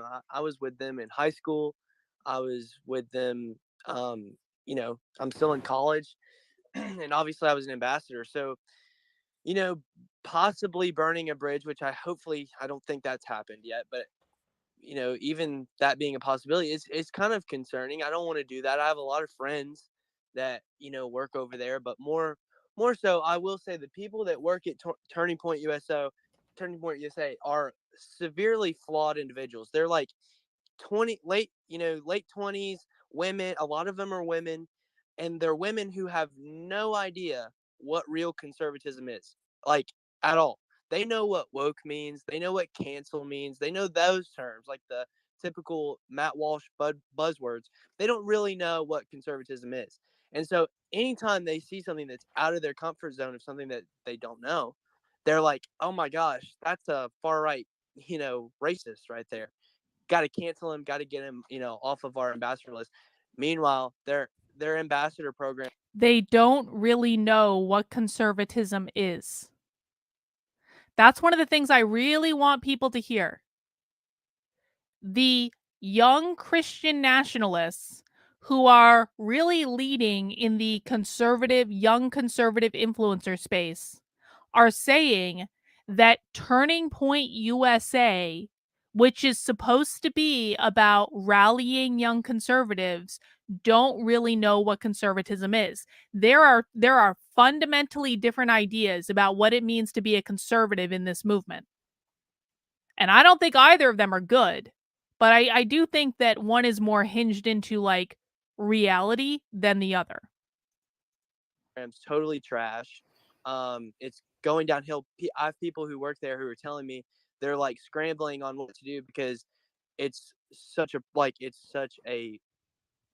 it's a garbage heap. Like, they don't know what to do. They have nothing going on. They're not offering their ambassadors anything anymore, which I don't understand because they're like super well funded too. So I don't know where the money's going. Maybe it's going directly into Charlie's pocket, but yeah, they're in severe dysfunction right now. And then you had a guy, Blake Cress's good friend of mine. He literally said, "Stop being gay," and he gets canned for that. Really? Like, okay. I don't even care how you feel. I don't care if you're gay or if you're for gay people, but just for saying stop being gay, and these people have posters that talk about freedom of speech and crap, that's bullshit. I think everyone can say that. Yeah. And for context, I do have a little receipt from the actual TPUSA chapter talking about how, they have this. This is their actual mission statement here. This is what it says. The purpose of TPUSA is to educate students about the benefits of limited government, capitalism, free markets, and freedom. A lot of buzzwords, nothing really to the actual, no teeth to it. And then it talks about on this is from the chapter handbook I'm reading out of, when it asks, how is your group different or unique and unlike other clubs already on campus? It says TPUSA is nonpartisan, and then it goes on to say we also focus strictly on economic issues, no talk about abortion, gay marriage, etc. So they do steer clear of any of these social conservative values here, and they make it they're not allowed to talk about. Right. No, I know, and I've for such a long time I've kept my mouth shut. And my friend, we got Brant in the chat, Gabe, Yeah. a lot, Sean. A lot of these people know I have really kept my mouth shut for a long time about stuff that I've wanted to say in terms of a lot of things, but especially not offending people in the Turning Point side of things, just because you want to stay in good graces. But literally these people are savages. They are the most depraved of the depraved. I mean, we look at liberals and we're like, okay, See, now here's the part where it's going to get a little spicy because they're going to talk about, and I've listened to parts of this. I haven't actually like listened to like all of it, but I've listened to some of it. They're going to talk about, again, these are the young Christian nationalist influencers. They're going to talk about how when you go to a Turning Point event, all they do is party and have sex and do drugs and have orgies and all of these things, and they all frown upon that. And I'm not making any commentary on like whether or not like engaging in massive orgies, like coke binged orgies at Turning Point events is like a good thing. I mean, I kind of like am a to each their own type of girl, but I think it's very interesting that you have this young conservative influencer set that's like frowning upon Turning Point having events where people are having sex and doing drugs. these people are living horrible lives, but at least they admit it and they're like, forthcoming about it. But you go to these Turning Points events and they are literally having loads of promiscuous sex outside of wedlock, clearly, obviously. And it's disgusting. I mean, they call Student Action Summit a cum dump. That's what they call it. There's nothing Christian about it. They try to make it seem like they're a Christian organization.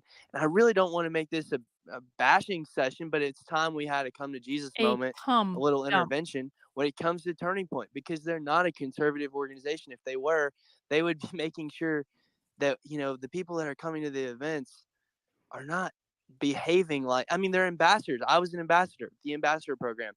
We do these little, fun little, picturesque little events that we can do during the day. But then at night, all of them go out and just get hammered. They get hammered.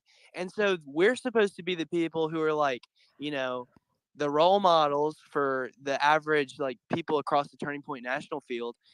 But meanwhile, these people are going out, getting hammered, having sex, and they're not good Christian conservative folks. So there's a severely flawed system, I think, at Turning Point. And it starts with everyone that's working at HQ. And there are a few good people, but most of them are uneducated. There's some who aren't Christian. They're all, I mean, oh my, good God, I don't know if any not of them are Christian. really conservative. So it's just sad to see.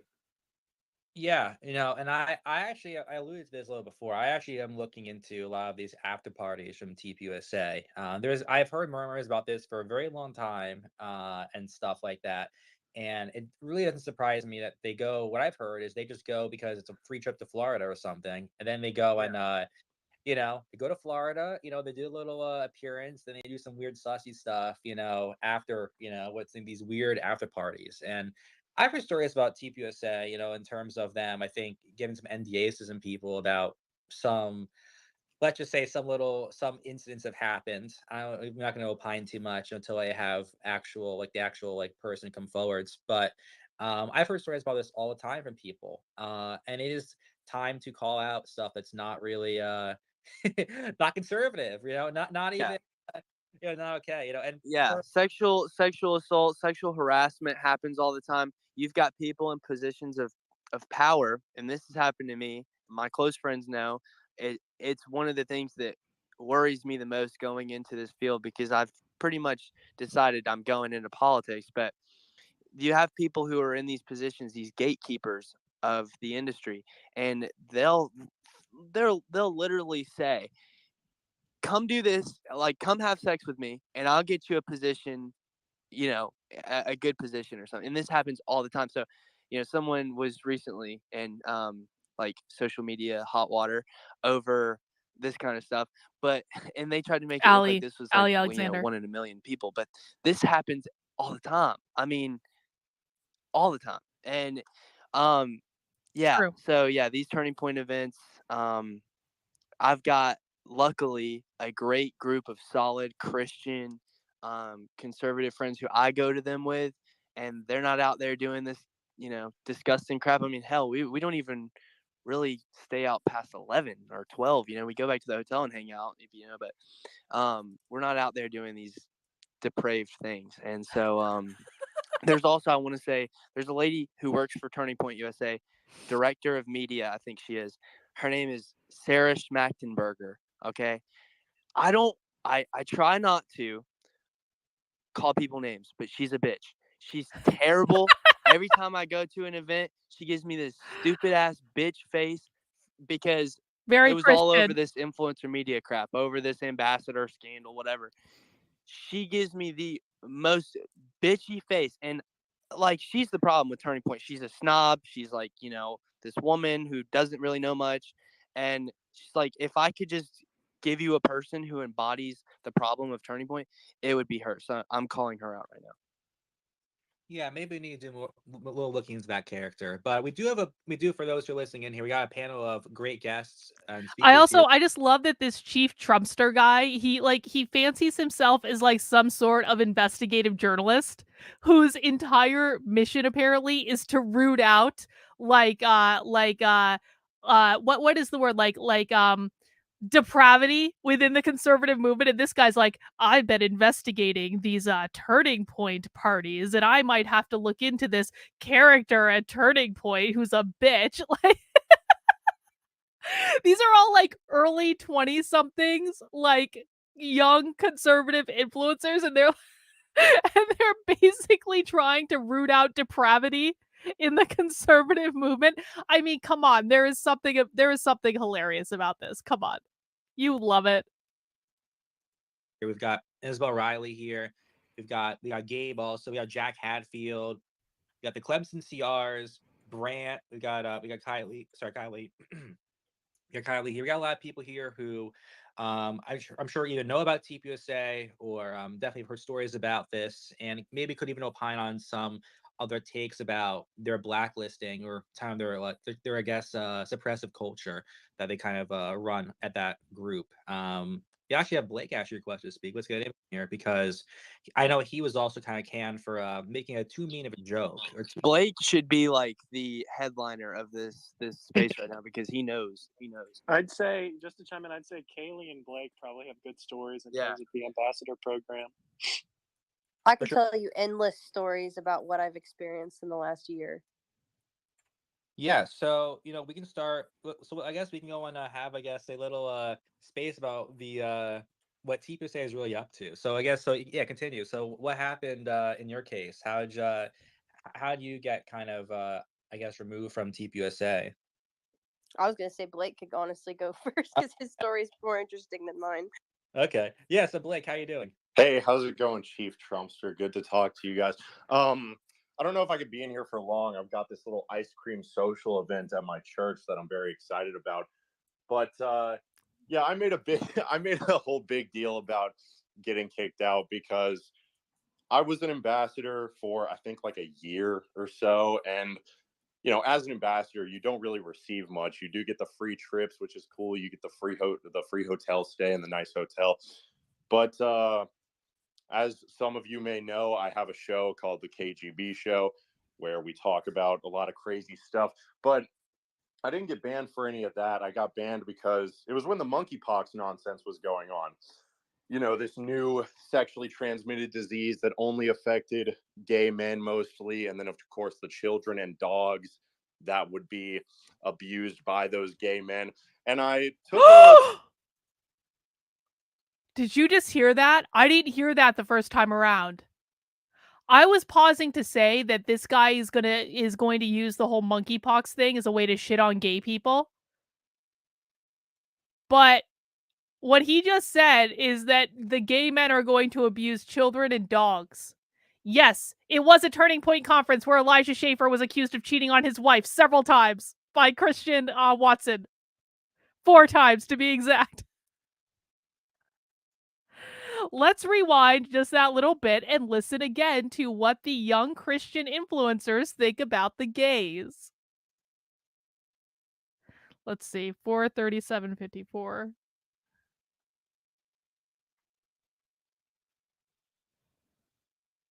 That's gonna get enough. What TPUSA is really up to. So continue. So what happened in your case? How do you get kind of removed from TPUSA? I was gonna say Blake could honestly go first because his story is more interesting than mine. Okay, yeah. So Blake, how you doing? Hey, how's it going, Chief Trumpster? Good to talk to you guys. I I don't know if I could be in here for long. I've got this little ice cream social event at my church that I'm very excited about. But yeah, I made a whole big deal about getting kicked out because I was an ambassador for I think like a year or so, and as an ambassador, you don't really receive much. You do get I just love that there are conservatives in the chat that are saying, no, he wasn't shitting on gay people. No, it was that he really wanted them to be safe. He wanted them to be safe. Wait. They're all going to shit on gay people. Just wait. Just wait, conservatives. We're going to expose what you guys really think tonight, or at least what some of you think. Maybe all of you don't think this, or you want to deny that this exists in the conservative movement, but they're going to be pretty open about what they think about the gays conservatives. free trips, which is cool. You get the free hotel stay in the nice hotel. But as some of you may know, I have a show called the KGB Show where we talk about a lot of crazy stuff. But I didn't get banned for any of that. I got banned because it was when the monkeypox nonsense was going on. This new sexually transmitted disease that only affected gay men mostly, and then of course the children and dogs that would be abused by those gay men. The children and dogs that would be abused by those gay men. Does that sound like they're just spreading a disease? No. That's not what the insinuation is. He literally insinuated that gay men are abusing children and dogs. Don't try to cover for this shit, conservatives. This is the part where we see right through your bullshit, and there's no excuse. There is no excuse for saying the children and dogs who are going to be abused by these men. And I took a screenshot from the CDC website where it said, basically, only gay men are getting this disease. It's an STD. And of course, everyone stopped talking about it once the children and dog stories came out. But I took this screenshot and I just simply said, stop being gay.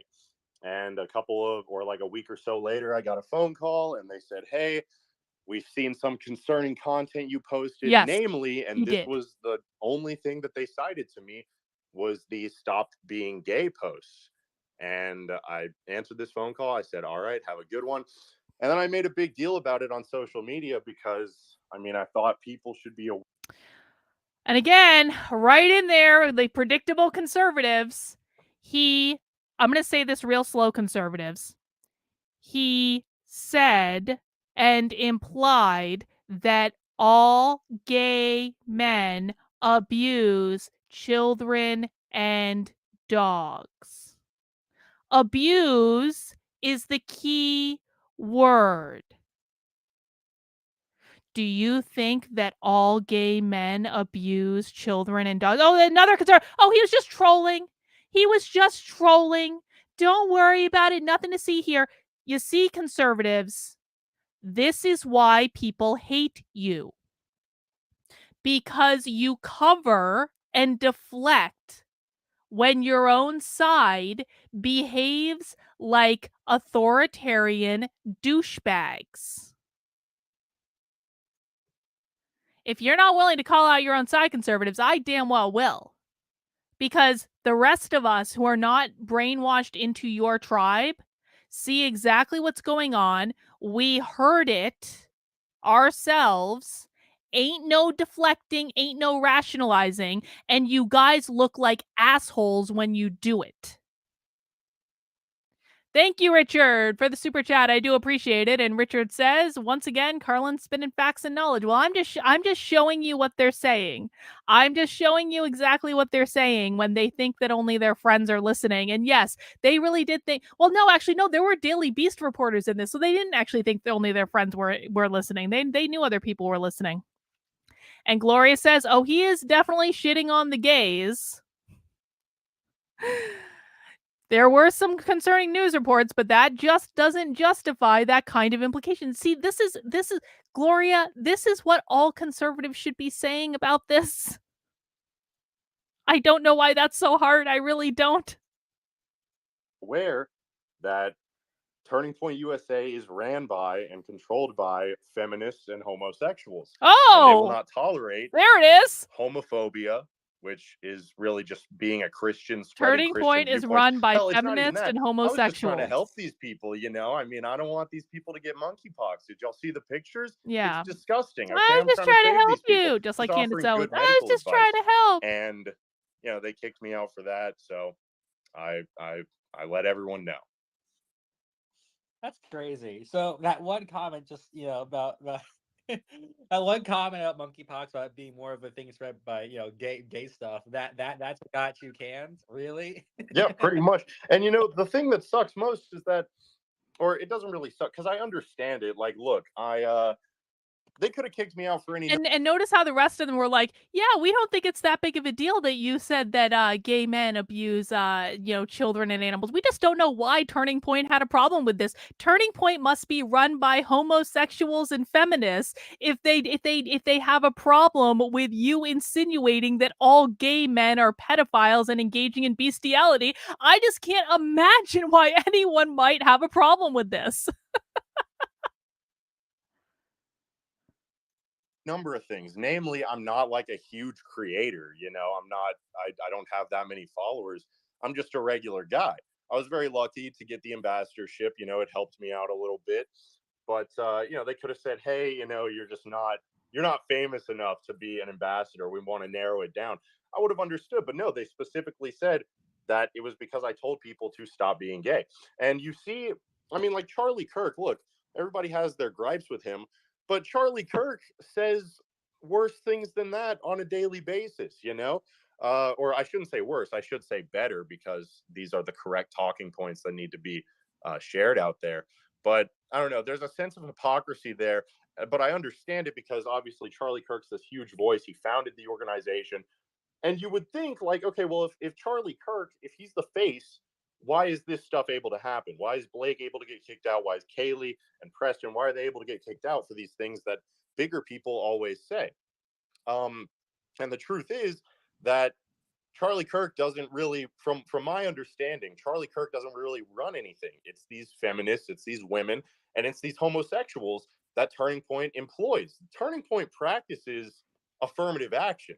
This is something that's very interesting. And I made a tweet about this a long time ago. I said the conservative movement practices affirmative action more than any other like any other institution in the country, and it's true, especially in the case of Turning Point. Right. And I did put, for context, you say that, and that's, you get fired for that. And when Kirk says that, I know they're a man can be a continuing this woman, he gets to conversation. They're stay doing on, it literally right and now. still be a part of TV I'll have to catch that's up on it later. ridiculous. I mean, so did they gave you a call, basically? They said they gave a call, or was it like through an email? They said you can't be here anymore because of that specific tweet. How that happened? No, they gave me a call. They gave me a direct phone call, and it was actually funny because like a month or so before that call, the same woman had called me, and she wanted to kick me out at that point. These people are absolutely fans of Nick Fuentes. In fact, in a little bit, we're going to listen to a little bit more right now, but in not too long, we're going to fast forward because Nick Fuentes joins this space and starts arguing with one of Turning Point's like executives in the middle of this space. We're just ramping up at the moment. There's a little bit more I want to listen to here, but we're going to jump to Nick Fuentes in a little bit. Guys, we are listening to a Twitter space of young Christian nationalist conservative influencers basically ragging on Turning Point USA and talking about how they don't like the organization because it's run by homosexuals and feminists. This was a space that occurred a couple of days ago, maybe like 3-4 days ago, that I've been waiting to do something with, and I just hadn't had the chance to do it yet. So we're listening to what the young conservative influencers really think about Turning Point USA, and pretty soon, we're going to fast forward, and Nick Fuentes is going to join the space, and then it's going to turn into next level insanity. So grab a drink, grab a snack, hang out. I got my bubbly water. And of course, please mount that like button for me if you would be so kind. Point, because someone made an out of context post because I had went to this Trump rally with my good friend Red Eagle Politics, and we interviewed this black guy who was telling us about spiritual racism, which is basically the concept that you should be racist against like non-Christians. I don't know. It was pretty hilarious. This dude was like a literal African immigrant. He didn't speak very good English, but he was a great guy, super nice, super smart man. And then I said after the interview, I was like, spiritual racism isn't as bad as it sounds. It's actually kind of based. And then someone out of contexted having me say racism isn't as bad as it sounds. It's actually kind of based. And of course, that's not what I said. But they called me up for that. They wanted to kick me out. But I explained myself. I said, hey, hold on a second. That's notorious, or that's deviously edited. And they let me stay in for a little bit longer after that. But of course, it was the gay thing that really drove them over the edge. Yeah, that's ridiculous. If I can chime in for a second, I want to give credence to something he said about Charlie Kirk. Basically, like, doesn't run any facet of the organization. He's just like a figurehead. Okay, this is pretty well known, but I helped run a Turning Point chapter at my university for Laura almost Loomer a joins this year. one as well. And recently I was kicked out of that position, and I'll get into that in a bit. But the bigger part of that was that every, like, for people that help run Turning Point chapters or work in Turning Point, they know this and they can testify.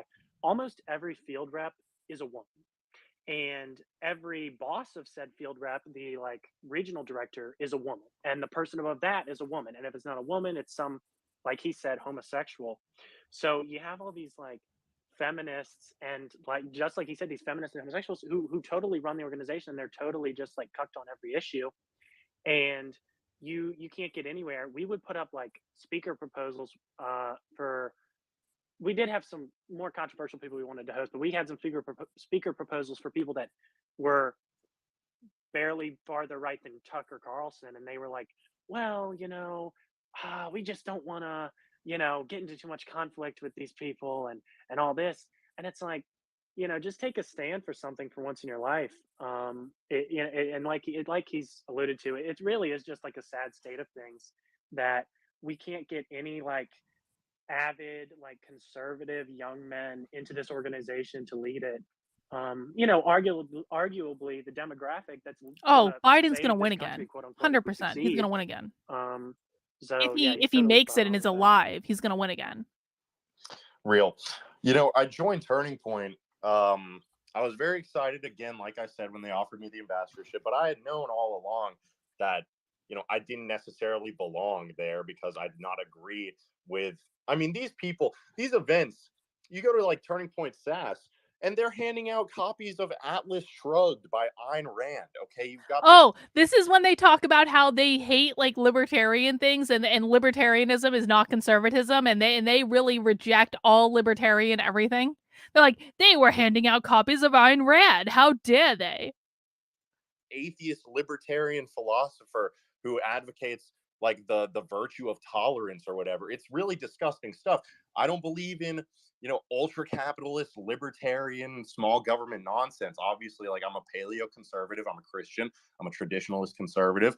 So I knew I didn't necessarily belong, but I was like, okay, well, this is good. We can infiltrate the space, I can maybe spread my ideas, I can become friends with people. But honestly, like, I don't think that's I don't want to say it's totally out of the picture for that to be a successful play, but it doesn't appear to be the case.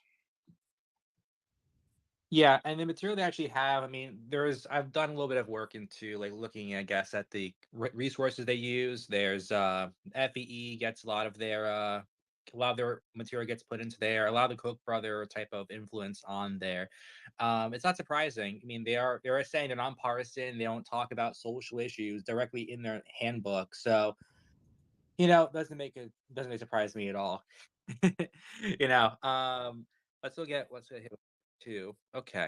Yeah, so I guess the question is though, so for Preston, so I do know there was that I know there was the president of the chapter who was supposed to speak at who was in this. I'm not sure if he's still in here though. Request if you are, but I guess if they did tell you that you could do the I guess not. All right, so did they tell you're not on blacklist or not? Did they tell you that you are or not? Yeah, he did. He said that I was on a blacklist. This was after I was already confirmed to speak. At this point, we were at the process where I was, signing the documentation as to like the fee that I would charge or whatever, but like where I needed to fly out of, all that stuff.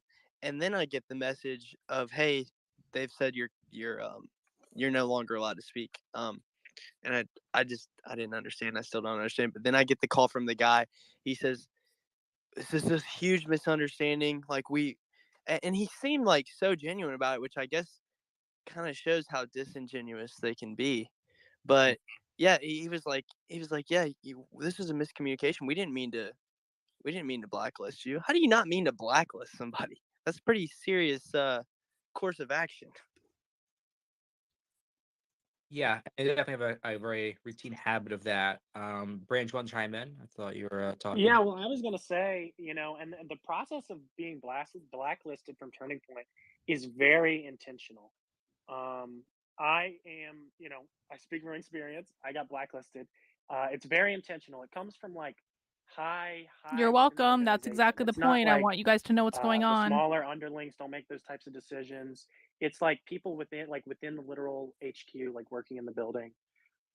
So yeah, like for it to be like a mistake, that just doesn't even make sense. There's no like logical course And to follow there. Brent knows.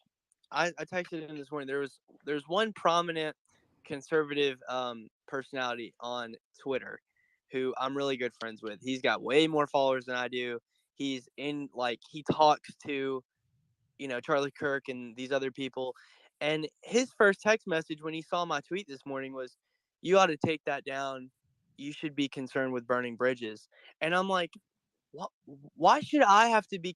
They've burned bridges with Blake. They've burned bridges with Kaylee.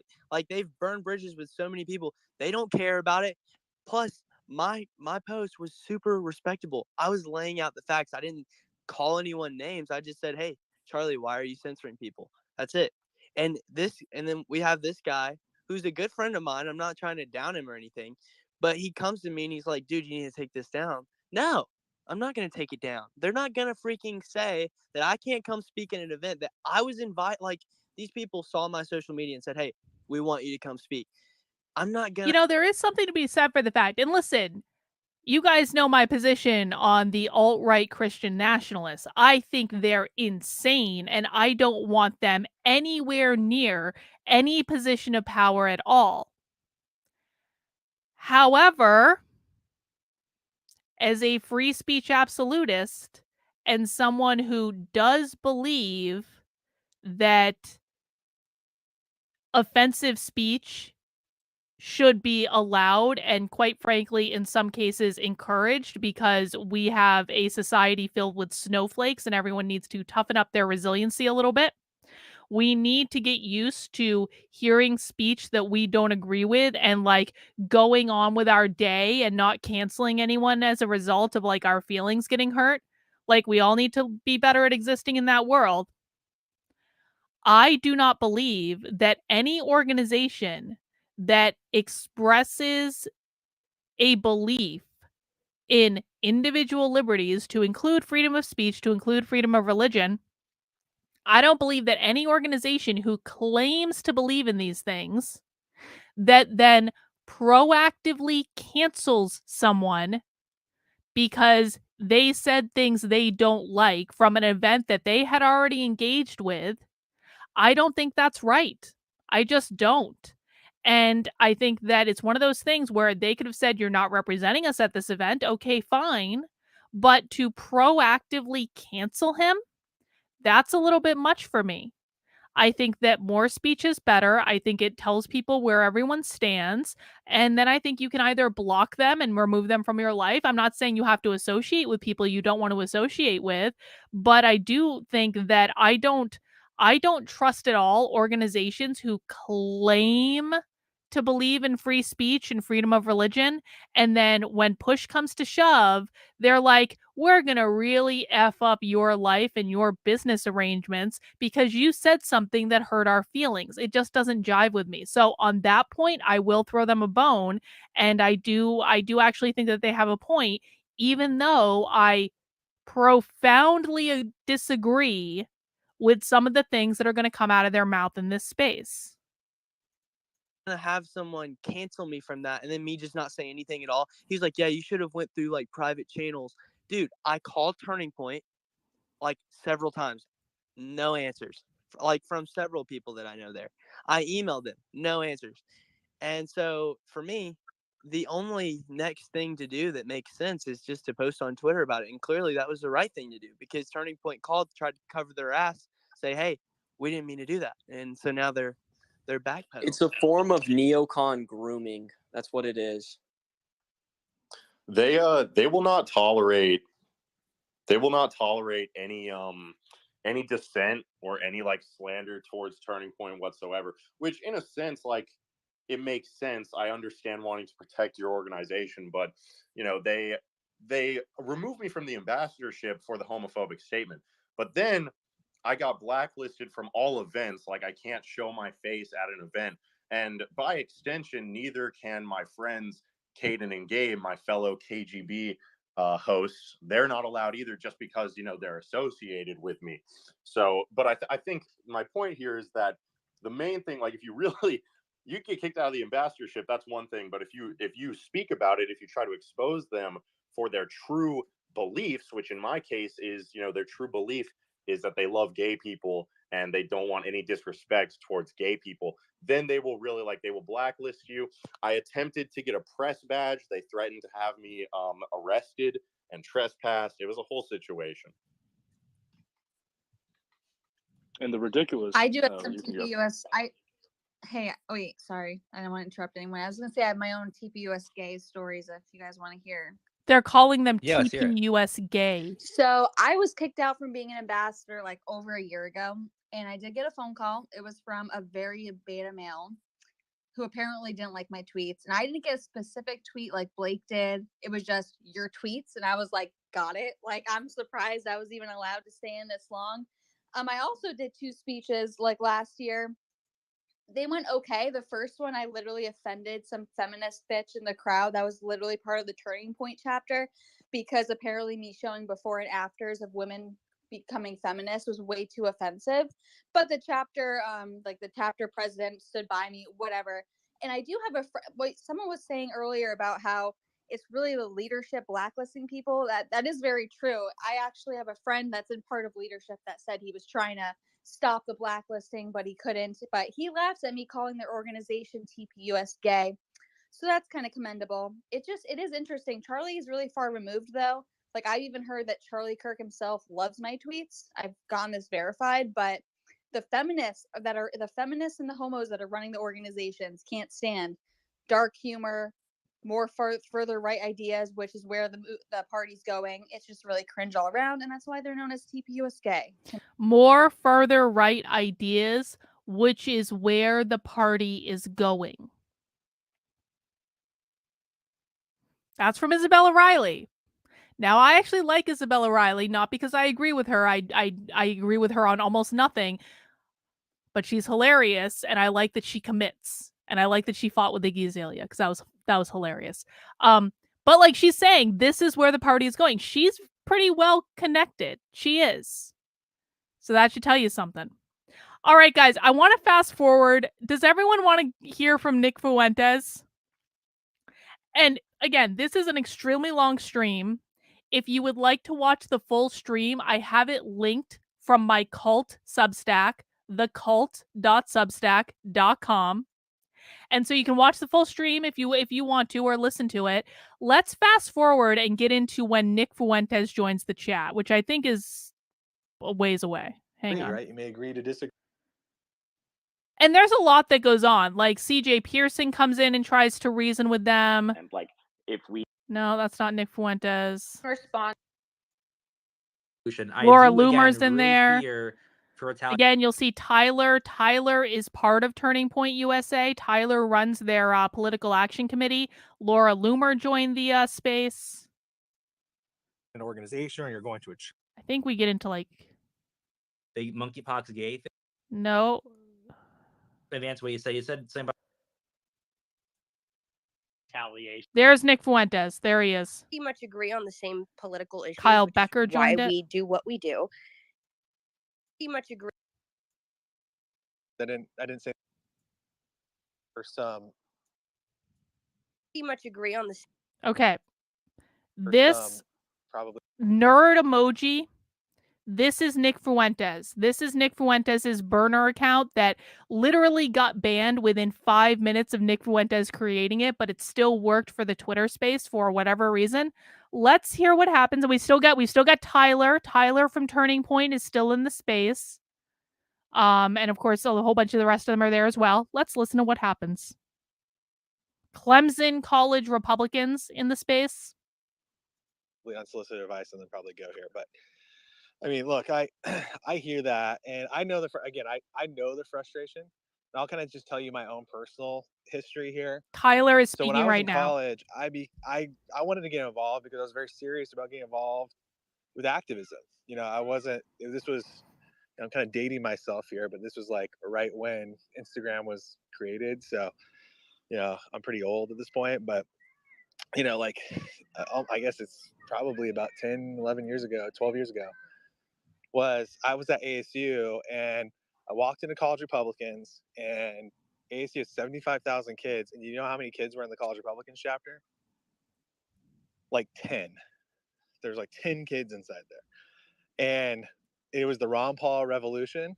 And I love Ron Paul. I love me some Ron Paul. I was a big fan, but it attracted some really weird kids. So like we had 10 kids at ASU that were really weird Ron Paul lovers, and that was it. And there wasn't a whole lot happening on behalf of the conservative movement at the largest ground campus in America. So of course they made me like the president like within a few weeks. And the whole next year, my goal was to build something. And this was pre-Turning Point, obviously, and this is, you know, kind of what led me down that way. One thing led to another, but I ended up as the student regent for our system, for our state, and it's full voting privileges, lots of limelight, lots of spotlight. Thank goodness I did, because I didn't say anything stupid on social media, because I'm that old, and you know, I was already kind of thrown in the middle of things. But I went to so many of the organizations that existed at the time. And I mean, straight up, it was YAF and LI and, you know, YAL and SFL. And, you know, YAL and SFL were kind of better. But, you know, nobody really wanted to be able to provide any kind of help, right? Like nobody was like, oh yeah, we recognize your enthusiasm and the way that you built your College Republican chapter and your engagement and all those things. Like I was pretty Okay, livid, to Tyler. be honest with you, because I Okay. was like, man, this sucks. Like the conservative movement sucks. There's nothing that's out there that exists. And that's part of, you know, the reason why I went and sought out, found Charlie and, you know, joined Charlie and helped kind of build those things. I guess my point is is pretty simple, which is, you know, you're going to have conflict. You're going to have people that don't appreciate what you're providing, or people understand it even. I don't think that there was anyone that was like particularly YAF. I just don't think they were set up to take on the beast that, you know, I wanted to be, in the professionalism and the seriousness of getting involved and Ain't building that an the activist truth? arm the way that I wanted to do it. Ain't They just that the weren't set up truth? for it. They weren't ready for it. Right. And you're going to have those situations happen. Right. You know, Turning Point, with whoever. My advice is find your way to get involved and find your way. You know, obviously when people don't appreciate you, you know, you got to kind of beat your own path a little bit. And that's Right. part of life. I think let's go and if we have Nerd here, Nerd wants to speak, we can go and move on after. If Nerd wants to unmute. Hello? Can you guys hear me? There he is. Yeah. My account's actually suspended right now. I literally immediately got suspended. But somehow I'm still in the space. Yeah, you almost got me kicked out of CPAC.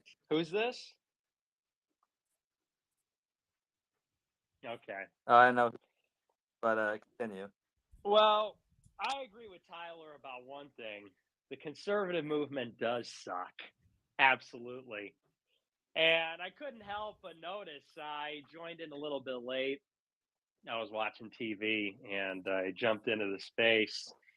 And I'm hearing this stuff about, oh, Turning Point doesn't retaliate. We just want everybody to get along.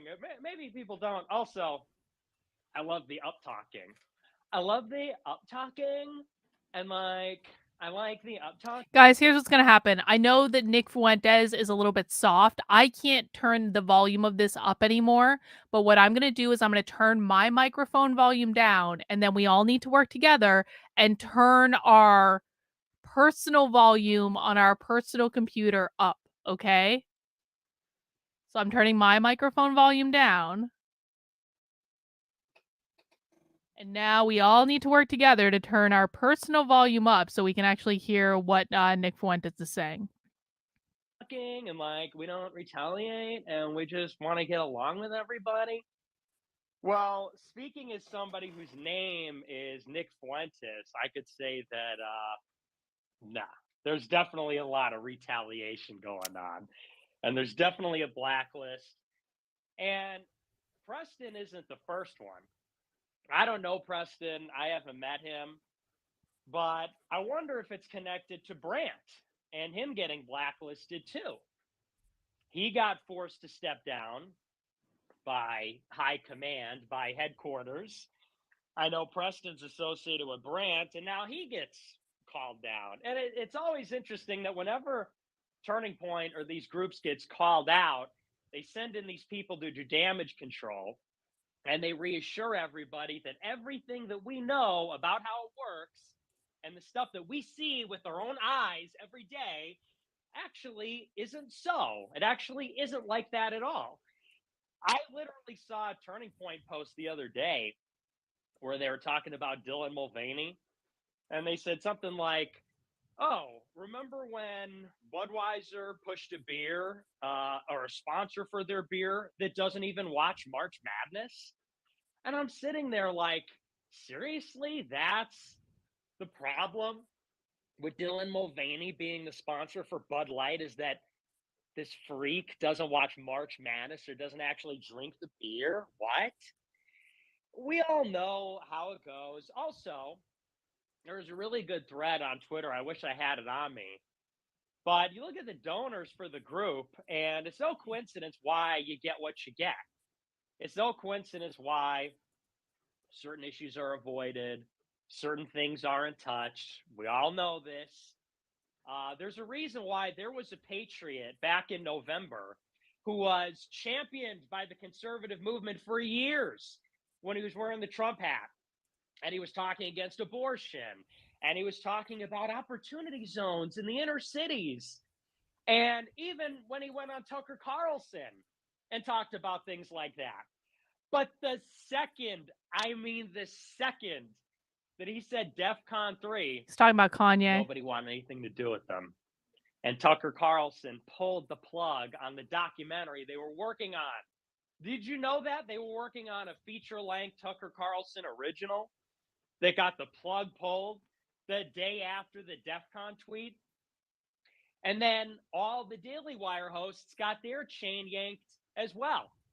And Candace Owens, who is the closest ally, and for what it's worth, by the way, I like her, but she knows who butters her bread.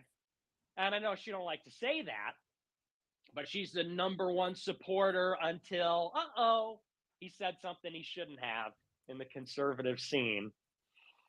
And all of a sudden, this guy that they promoted for years, finally, whoa, a black celebrity that's down with low taxes, sweet.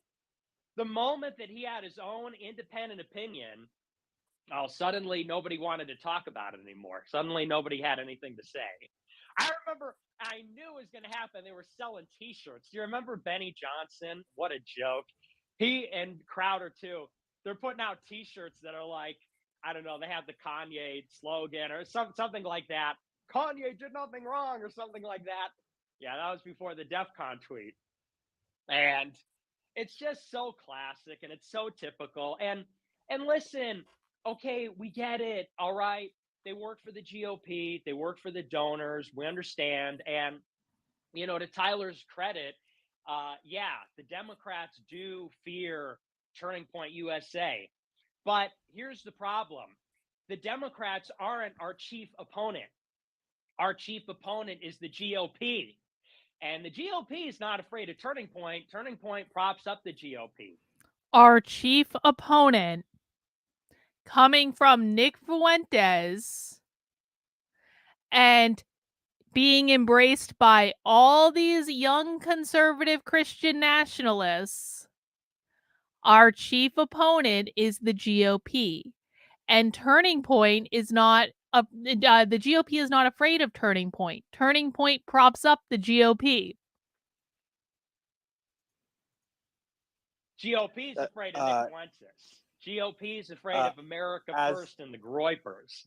Yeah, go ahead, Tyler. Nick, as the national committeeman, who I would consider myself the most conservative national committeeman we've got, and I'm the youngest one. I think you could take a poll of how excited some of these old school guys are about facing us next year when we're going to be replacing them on the RNC.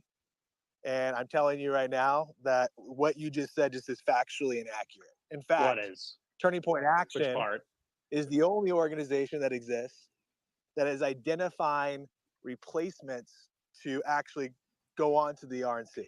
Replacements that are going to what? Support more Israel first crony capitalism?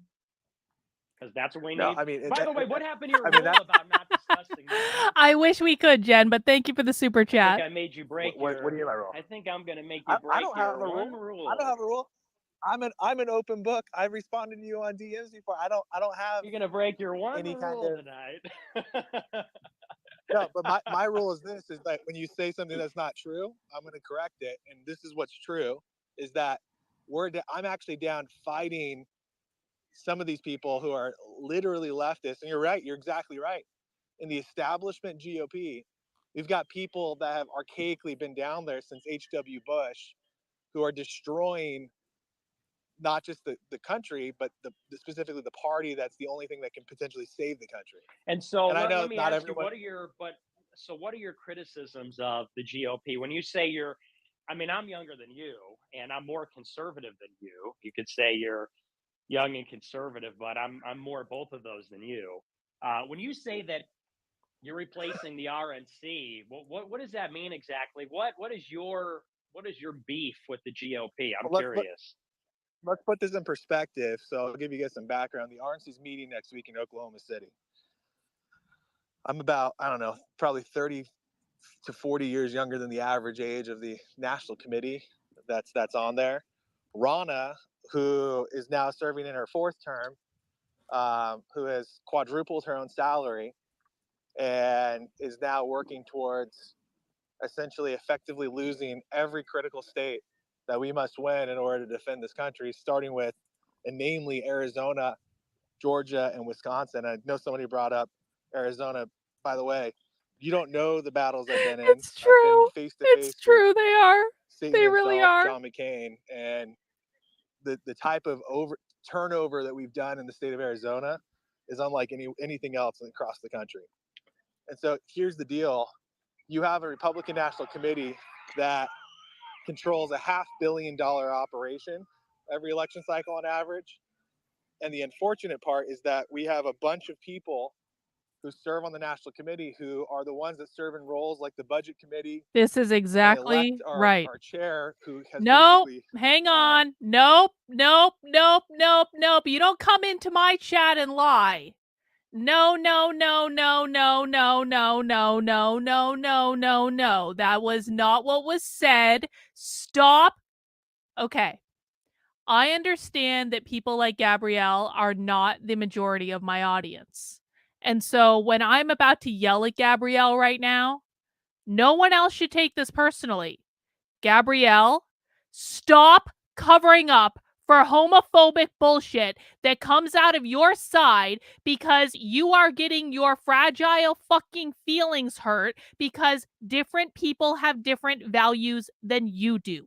Stop trying to force your conservative religious morals on everyone else. And stop pretending that we are unintelligent enough to actually buy into the bullshit that you are trying to sell us. It is insulting to the intelligence of everyone here, and I don't like having my intelligence insulted. Are we clear? Go ahead and please mount that like button for me if you have no problem with who people sleep with and aren't going to accuse gay men of being, pedophiles for no good reason. Total say on where that money goes. They use that against conservatives, good conservatives, in states that could really move the needle. And that starts with Arizona. I mean, Arizona, we elected the most conservative slate statewide that any state has really Clear ever Scientologist. I like nominated in the that. primary. I like it.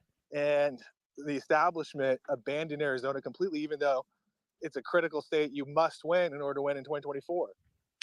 So yeah, I've got a lot of bones to pick with the RNC. Okay, well let's hear. Okay, substantive. So that's a great filibuster, but substantively, what makes the Turning Point replacements more conservative than the existing GOP? What's one thing that you got to beat with them about?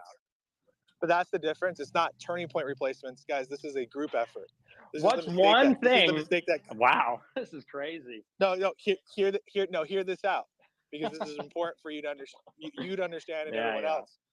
The world post Obama and the Koch world, or during the Obama years and before Trump, the Koch era, the Kochs tried to control everything.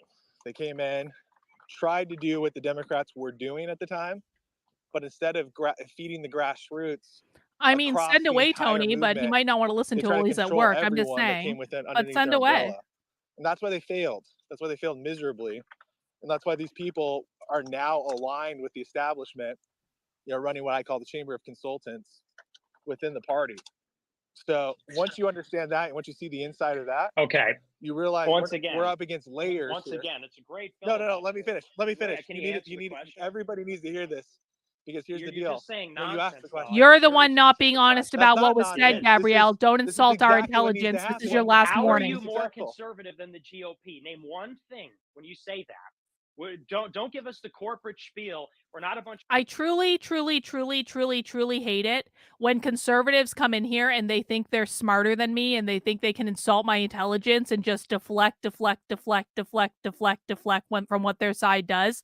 Don't insult my intelligence, because if you really think that I can't listen to what comes out of people's mouth and interpret it in the way it was obviously and clearly intended, that's insulting my intelligence.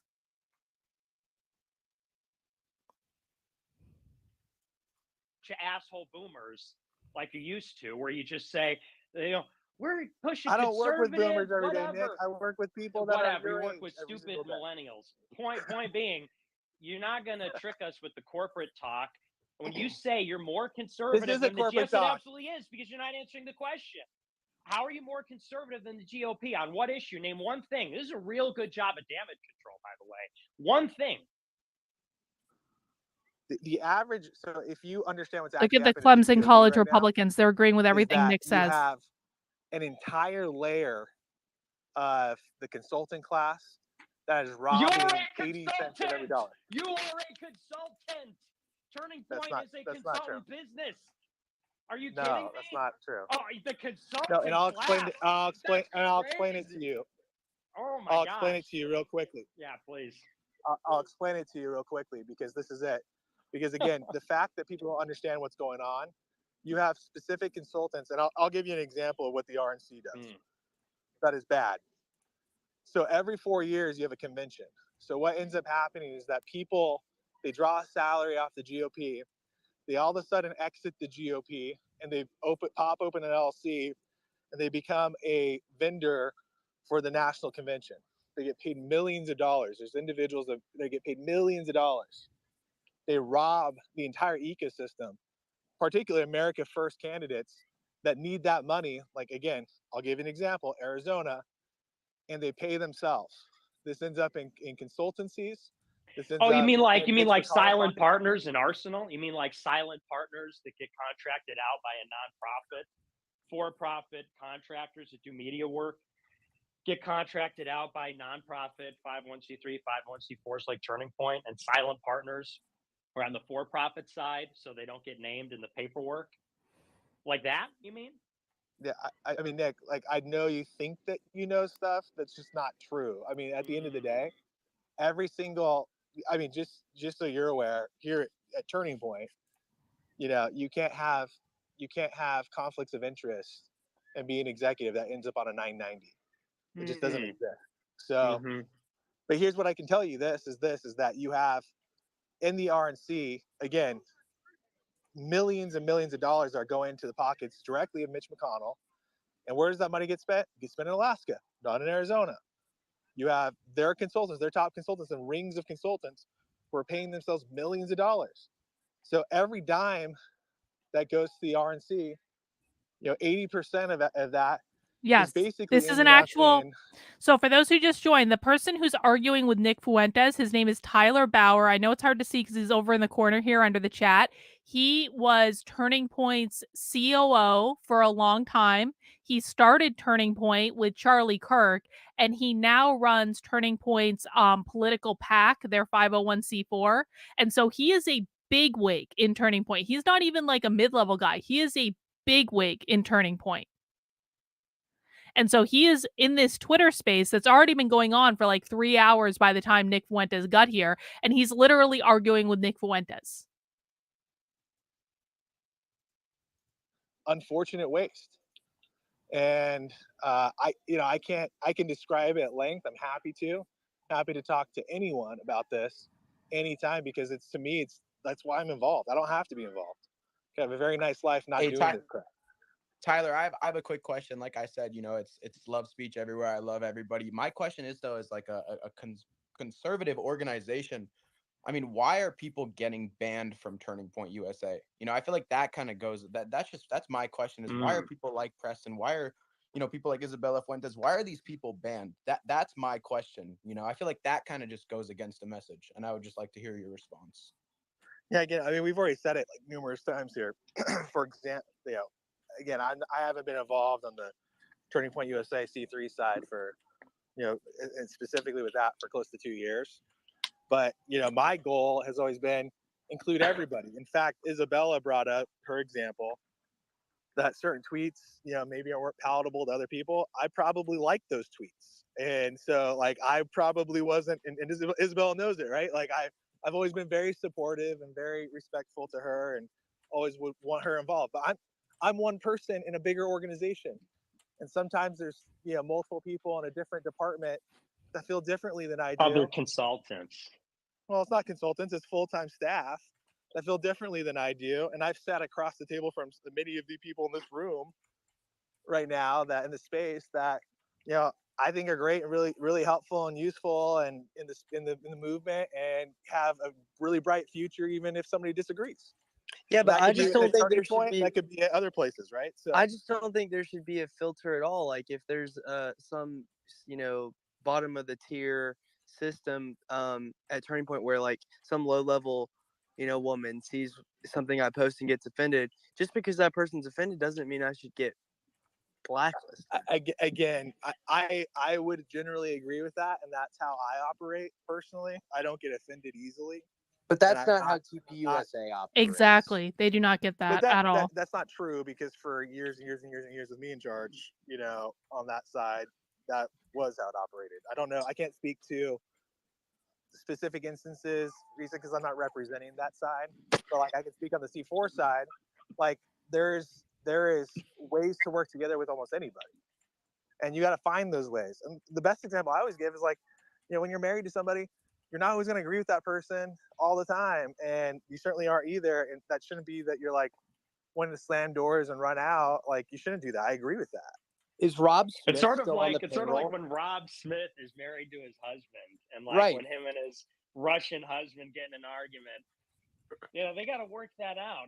When they're watching Drag Race on the couch, and they're hanging out, and they're doing a little gay kissing. they got to talk this out. Hey, listen, Rob. Nick is calm down, fantasizing just okay? then, I think. I'm pretty sure he Is was. Rob Smith still on the payroll?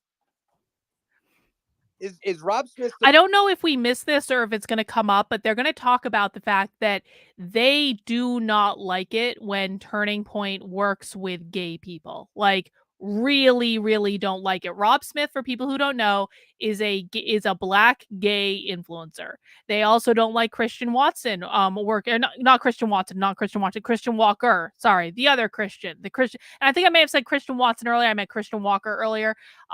They also don't like that Christian Walker has worked with Turning Point, like at all in any way. Still getting paid with dollars that conservatives are giving to Turning Point. Again, I haven't been over on that side, but I don't believe so. I don't believe that Rob's listening. He's still on the website. I'm looking at it. So, Well, he's still on the website as a speaker. Yeah, I mean, anyone that spoke at an event has a speaker. How much money Well, do speakers not generally Preston, make? though. Not Preston. He Preston got scrubbed did. from the website. He So did. Rob Smith with the Russian boyfriend or quote unquote husband. Well, he's a speaker. All the speakers are on the site. Well, except for the ones that were banned. But you don't know anything about that because you don't represent it really. And well, you disagree. You're on our side, though. I'm not disagreeing with. Again, I don't know circumstances. I disagree with Preston. Actually, what Preston said just a few minutes ago, which is like there should be no rules. No, there's obviously always going to be rules within an organization, and that's the First Amendment, right, guys? Like not everybody is forced to have to associate with people. Not everybody has to associate with you. Not everyone has to associate with other people. That's just how the world works. So guess what? What's wonderful though is you can go create your own organization and your own events. I actually was a part of an organization that was a partner of TPUSA, and I got kicked out, and the damage control was unbelievable. I just recently started my own organization, so I fully back you on that. Start your own thing. Do you not think if you don't get along with people, that's what happened? I told the story. It's kind of how I ended up here at one point with like, But the thing is, what happened when you take the appropriate steps? On the point being, though, when you say first. There's something like there have to be rules, and these rules go and what are these rules for? They're suppress or not allow certain speech or certain ideas to perpetrate, right? So that's the rules we're talking about, not like rules about not attacking people or something. With like that's exactly what I'm saying. Like, and especially for an organization that constantly promotes free speech and no censorship. Right. Like, I've just shared my opinion, and they haven't even said that it was something that I said that got me blacklisted, taken off the website, then put back, I guess. But yeah, I mean, like, and I like a girl had gotten pissed off at me that worked at TPUSA HQ a year ago because she thought I was being confrontational and quote unquote she felt uncomfortable over DMs. Like that is not that's not something like I think there should be a scale or something. I don't know. And that's fine, yeah. So, and also the whole thing of start your own company or whatever. How do you do that when you're abandoned from all the places? It's kind of tough to do that. Let's go back to Nerd. And we'll go back to Tyler after. Yeah. Or, Nick. So, yeah, go back to Nick. Oh, hey. Yeah, I mean, I just feel like everything we're hearing, and this typifies Con Inc., it's very typical, it's just a load of garbage. I mean, I'm asking very direct questions. We've got very specific direct grievances. Why is Turning Point banning all these people? They obviously maintain a blacklist. They ban people associated with specific people. They wipe. Preston's the most recent example. Brant is another example. I'm an example from years ago. We're asking why this happens, and we get this this is like how the police talk. This is like how the feds talk. Hey, listen, between you and me, I'm on your side. It's just these other guys. It's just these guys back at HQ. And it's just a load of shit. And the other thing is, I asked a specific question. And I said at the outset, I'm not doing that, Murphy's Pool. Thank you for the super chat. The problem is that we do not have opposition in America. We have a controlled opposition. The opposition is controlled by the status quo. It's controlled by the regime. And so the Democrats very well may fear Turning Point USA, as Tyler said, but the GOP doesn't. And Tyler blurts in and goes, actually, no, they do fear us because we're replacing these committee men and so on and so forth. And I'm saying, okay, well, how is that really, I mean, in real terms, without jargon, how is that any different? How is it more conservative? How is it better? And we just get this runaround. We get this run-on sentence, this filibuster about Alaska and Mitch McConnell and Arizona and all this. And it's like, I mean, you're a conservative organization and you can on the one hand, be doing damage control, but on the other hand, say, well, I'm not on the C3 or the C4 side. But it's like, it's your group and you ran it for a long time. I mean, you don't have one answer for us on how Turning Point is more conservative than the GOP. That's incredible. And that's a serious problem because, of course, the GOP is not conservative. Most of the conservative movement is not conservative. Most of the GOP isn't. I mean, most of the staffers on the Hill for the GOP side are homosexual. Well, everybody knows that. And you look at the stuff that's promulgated by any of the Con Inc. organizations, whether it's the Examiner or it's YAF or it's YAL or it's Turning Point, I'm not purity spiraling to say that you shouldn't have Rob Smith around when you're banning guys like Preston Para. You shouldn't be going out there and critiquing Dylan Mulvaney because he's not a real beer drinker. I don't think that's a purity spiral to say that. Well, Nick. Again, they're trying very, very hard to get Turning Point to denounce the gays, and they're very offended that Preston got banned for saying something that was probably anti-Semitic and racist, but oh my God, how dare you associate with Rob Smith at the same time? Like, so for example, let's just look at this, the Ukraine funding situation. So let's take something specific that you asked about. So again, I don't expect you to know all the inside. I'm not trying to challenge you or say this. Number one, look, anybody here that's in this room, I actually would encourage all of you to get involved with your local GOP. I think it was brought up before. I can't remember who brought it up. I think he's gone. No, David. I think it was David that said it, which is go become a precinct committeeman. Best thing that ever happened to him. Work your way into converting your city or your town and then your county into believing the things that you believe, which let's just take the issue of Ukraine funding. Thank you, King. Welcome. Again, I hope I'm you not stick around a while. know this, but about a third, the RNC is about in thirds. You got a third that are basically Democrats. And, I consider a lot of these guys, these establishment guys, McCain type guys, that's what the RNC is. A third are pretty conservative. That's practically what Ronna Romney is. When you look at it, she's a Democrat. I'd say that Ronna Romney is a Democrat. Well, I'll tell you what I think about Ronna in a second. But a third are pretty conservative. And I could name them by name if I wanted to. But some of these guys are older and they've been on their own. Like the RNC for a long time has been like 2/3 or more, just like really, really center left. And so you have basically a third that are really bad, a third that are pretty good, and then a third that just kind of go whichever way the wind goes. And I actually think Ron is more of that middle crowd. That's where she came from. But regardless, this issue is like you've got probably close to 2/3 of the RNC that would support, funding in Ukraine, which looks very similar to what we've got in Congress. We've got our work cut out for us, and it's not surprising. And so, there's a lot of issues that we probably disagree on. There's a lot of things that I may or may not want to associate They really with do you think on, that. but They there's do. maybe some things that we agree. Just so we're clear, I am actually further right than most conservatives. If you look at my political compass test, I am very, very, very, very, very far right. However, I am also very, very, very, very, very libertarian.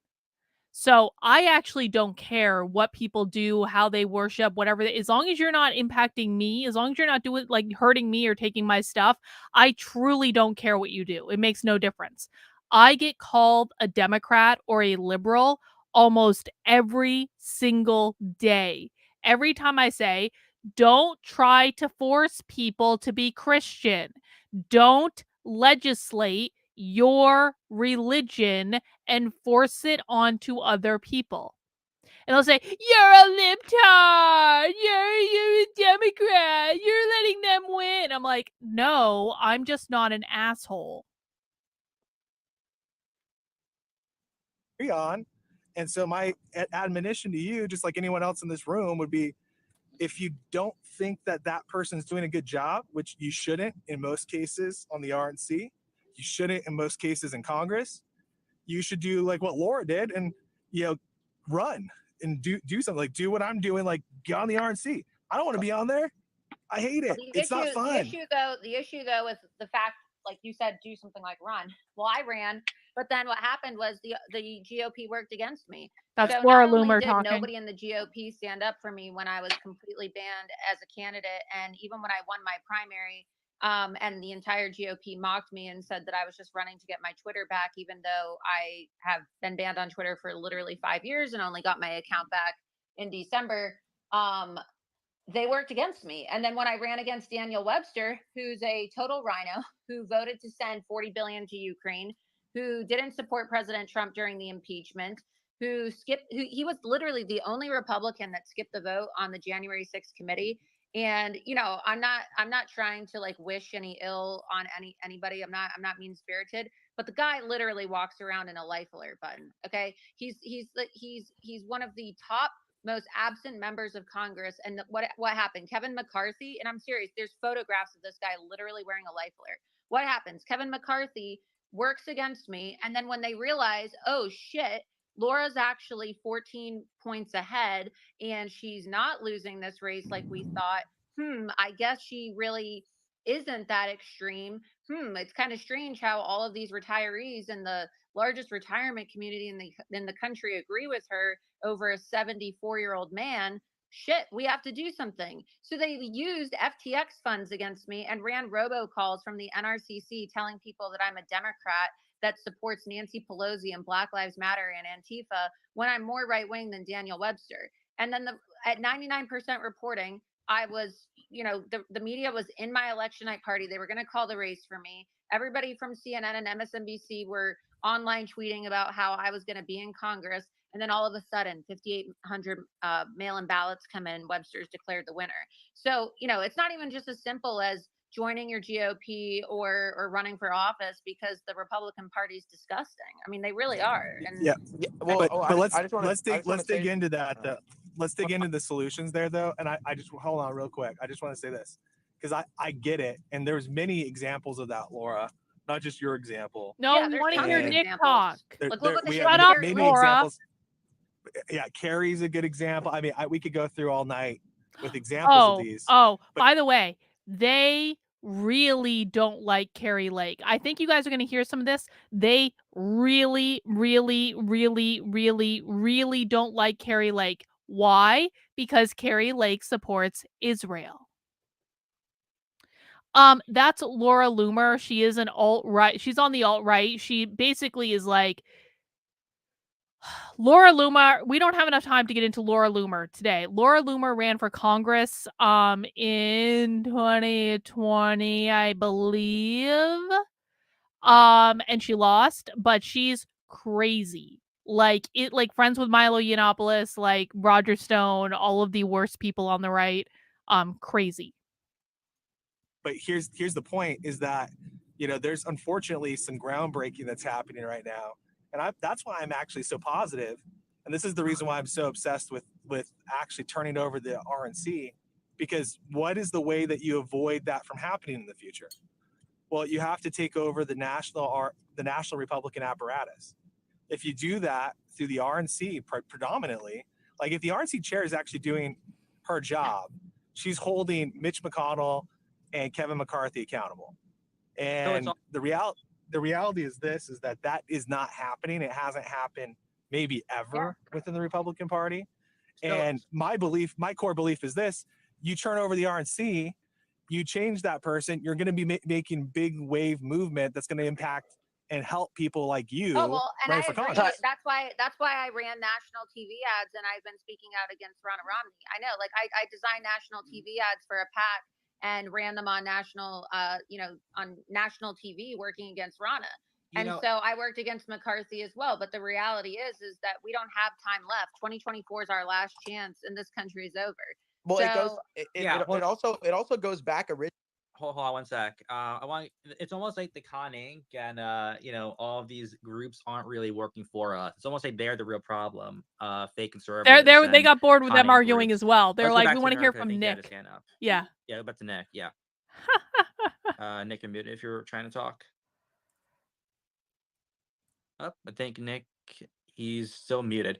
I still don't get the answer you gave though about there you are. You there, Nick? Oh, hello. I'm sorry. I'm going as nerd emoji on here. Yeah. Well, yeah. Again, see, it's just amazing the language that's being used to dazzle us here. It's all this very like upbeat. I'm obsessed with winning for the conservative movement. Like, and I can appreciate that from a certain point of view, I guess. But the fact remains, and we're just not hearing anything to this question, which is how is Turning Point and the conning structure in general, how is it better than what came before? Because from where I'm sitting, as a guy that's been banned and condemned from everywhere by everyone in the conservative scene, and by the way, for being the conservative standard. I mean, I'm a Catholic reactionary, so I'm the standard of what is conservative. Conservative against feminism, against. Remember, guys, Nick Fuentes is the standard for conservatism. The standard. Guys, just so you know, for my timetable, we're going to listen to maybe like half an hour more is what I'm thinking right now. Because remember, I do have a show at 9:30 tonight with Joshua, nothing remotely controversial. And so we're going to listen for a little bit more to just get a little bit more of a flavor of it. Again, if you want to listen to this entire Twitter space, I have it linked on my Substack, The Cult, which is thecult.substack.com. And the link is in the description below. And yes, they went a long ass time. That's why we're only listening to a little bit of it, because I'm not listening to 28 hours of this. I'm just not. But let's pick back up with Nick Fuentes is the standard of the conservative movement. Against transgenderism, against homosexuality. We did start our own thing, actually. It's called AFPAC, and you'll never see a guy like Rob Smith standing on the stage at AFPAC. That's because we think that's immoral, because that's been the natural law forever. It's also the moral law. Like that's a perfect example of how, I'm the conservative standard, and here you got Turning Point, which is to the left of that. Just like the rest of the GOP, just like the log cabin Republican Party at Mar-a-Lago, just like all the rest. And I go through Tyler's Twitter, and here's a tweet from 2020. He writes, "When I lived in Europe, I saw far more hateful rhetoric and violence against Black people than anything I've experienced in America. Real neo-Nazi skinheads walked the streets in gangs and threatened my life because, quote, Americans protect the Jews and Africans. That's some perspective." This is after the George Floyd situation. He goes on another tweet. He says, "History books in the making. After the world's largest communication network eliminated the most pro-Israel president in history off their platforms, anti-Semitic insurgent leaders were emboldened to gather mainstream support and attack Jewish communities in Israel." It's like when I read tweets like that, that's the same kind I of was listening to BLM them live pandering. until 2 It's the a.m. same kind of Israel first stuff that we get from the GOP. And so Turning Point, I, like most people, know Turning Point as socialism sucks. They put out a memo the other day, taxation is theft. It's like, so we're supposed to replace the so-called Democrats on the RNC with these hardcore conservatives from Turning Point that are what? They're pushing the neoliberal Reagan agenda. Nick, but it's like Nick, you're missing the point. Oh, No, you're missing the point, you dude. Filibuster. You got your filibuster about, No, we got to you go missed into the point, which is the most important point. You missed the most important point, which is what? when I said it's not Turning Point people. The point is what we're trying to do is open up, take a sledgehammer to the establishment so that anybody has the opportunity to get into the GOP. Oh, really? Dude, no one's stopping. I was working, No one's Stin. stopping you except Tyler. what you decide not to do. Run for Tyler, your central committee. Run for your central committee. Run for. I would have, but I got condemned by the RNC. I get condemned by the RNC. I get banned from Turning Point. I get banned from CPAC. You ban people for being in pictures of me. Ashley St. Clair was in a photograph of me, and you banned her because she was literally in the same room as me. So that's a perfect example. But everybody knows how you guys it actually roll. wasn't you at the time. It actually wasn't you at the time. But I mean, look, we can rehash that. But the reality is that and Ashley, by the way, I think is a wonderful human being. I've always had a good relationship with Ashley. Here's the deal: is that talking out of both sides of your mouth, bud. I'm not talking out both sides of my mouth. You just brought up something like you were like upset because neo-Nazis exist in Russia, and what, they don't exist here, like that. I mean, I don't understand. Like, what was the point of reading that tweet? It's like bizarre. Tyler, my question for you to know, Tyler, is like, doesn't this all go back to Nerd Emoji's original point that it's a war within the GOP? And it's like, if you guys are and my point, but here's my thing though, and like I said, I'm looking. My point is that we're not trying to control anything. Hold on. Let me finish. You open it up. Let me finish. Let me finish. My point from the outside perspective is, if you guys are censoring people, then how does that's not our message, censorship. My personal belief is like, nobody should be banned. I mean, if you see somebody you don't like, you scroll past them. You scroll right past them. Everyone has the right to free speech. And it's like, if this is a war between the GOP, clearly you agree. And at the same time, the organization that you're representing is censoring people. So how does that make sense? That's my question. Here's another one. Here's another greatest hit. You can support our mission of limited government and freedom while being gay. Let's go. Free? Are you kidding me? Limited government and freedom while being gay? This is odd. They're taking the sledgehammer to the establishment for us. Well, not for me, or Preston or Brant, but I mean, I guess for other people to get in there. Again. So I what? Look, here's where I was. Yeah, people can be conservative and gay, but yeah, I mean, look, here's the point. What did you cut out? You cut out. What did you say? Yeah, you cut out, Tyler. Your mic cut out. Is that there's no organization that should exist to tell people exactly how it should be. And look, the reality is that running a private organization, especially one that's centered around youth, you cannot just have anyone do anything because of liability. But that's not limiting your freedom. You have the ability to go out and do whatever you want. The fact that people are bothered, and they're bothered so much that they're again, and things are maybe a little bit different now than when I had overseen them. We did go to extreme lengths to make sure that everybody could participate and as much as they possibly can. That's how Turning Point Action runs today. It's like, we want to encourage more people to get involved. We want to have all of this, but like, I'll just shine a light on the example. Like you just said, like, the conservative movement shouldn't, tell people that they can be conservative and gay, but like, you should let me in. Like, you want to talk about talking out of both sides of your mouth. The reality is this, when you run a big organization and you're trying to work towards, actually making movement in the country, basically, I don't have to agree with every aspect of your lifestyle or somebody else's lifestyle to recognize when you're doing something positive for the movement. But why would everybody has something positive? Why would they be banned from going in the doors? So that's my whole point. Like, why is somebody like Isabella or like these people? Why are they not allowed to? I'm just asking questions. I'm just asking. Here's the problem. No, I already went through this twice or 3 times tonight, but I'm happy to do it again. And I think this is going in circles a little bit. I don't think we need the filibuster. If you're talking about, it's not. No. I'm giving you specific answers. Yeah.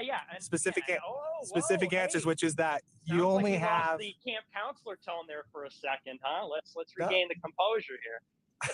let's regain that upbeat. Come on now. Let's keep it positive. I love Ashley St. Clair. She's an amazing human being. All right, let's keep up the great work, everybody. Listen, man, if you are wondering why I'm mad, it's that Rob Smith is there and you're allowing, you say, well, homosexuals can support our mission of limited government and free speech.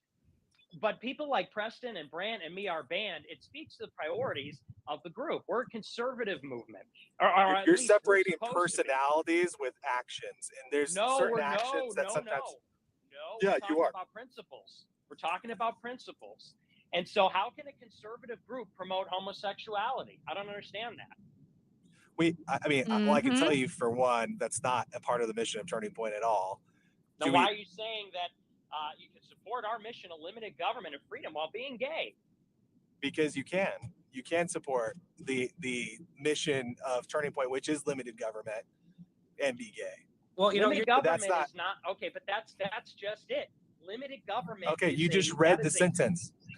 Limited government is a nonsense slogan from the neoliberal billionaire class. Pop quiz. Why are they honing in on Nick being angsty about this idea of supporting limited government? Because it's not just the gay thing that should have us all concerned about where the heads of the young Christian nationalist influencers are. They also do not like the idea of limited government. Again, yes, Nick wants an authoritarian government. These kids do not want limited government. They want authoritarian government that is going to legislate based on their Christian values. And when I say their Christian values, I'm trying to acknowledge that not all Christians think like they do. You can be Christian and not be an authoritarian, but they quite literally want a Christian nation. They want a Christian theocracy. That's code word for we're going to cut your taxes. If you could be, if conservatism and Turning Point is about bringing in homosexuals and feminists and all these kinds of groups to support tax cuts, it's no different than the GOP establishment. That's what I'm trying to get across. Yeah, Nick, you're pulling an old tweet that says that. That's not relevant to the debate today that we're having. Does Turning Point have a new mission? Is it no longer limited government? Turning Point does have an updated mission. See, limited government. Mission? But I'm not here on behalf of the C3 to talk about the mission. What's the new mission? There's a new mission. There's a new mission statement that is updated since then because is it a secret mission? The mission of Turning Point USA is to focus on the cultural items that are going to actually save the country, save the republic from the future destruction that's happening, as you said and many agree with, is happening right in the midst of our own GOP. And so the reality is that not everyone's going to agree with you, not everyone's going to agree with me, but you have to learn to work to move the needle every single day. And you think you have an approach to this, Nick, and others in this room have an approach to this that may be very different from my approach, which may be very different from someone else's approach in the movement. That's fine. You can disagree with that all day long. But the fact is that forcing everybody to live by one standard organizationally, when there are literally thousands of organizations with different missions, it doesn't make sense. And I've explained this to people before, which is your hope and your desire to kind of change the mission of Turning Point to being whatever you want it to be. And that's not just you. I'm not speaking to you. I'm speaking to lots of people who felt this way before, including donors or others. That's not the goal, right? If people wonder why I have a moderated chat where I don't allow nonsense and bullshit, you're seeing on the screen right now what happens when you don't have a moderated chat. Right? It's if you want that, go start your own organization. That's fine. We need hundreds, if not thousands, of organizations like the left has to move the needle in your own community.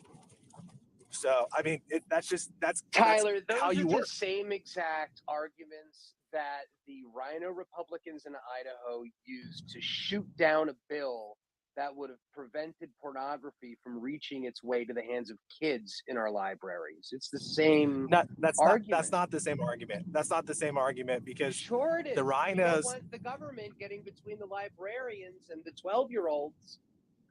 That's not what I said. I mean, you're just putting words in my mouth. That's not what I said.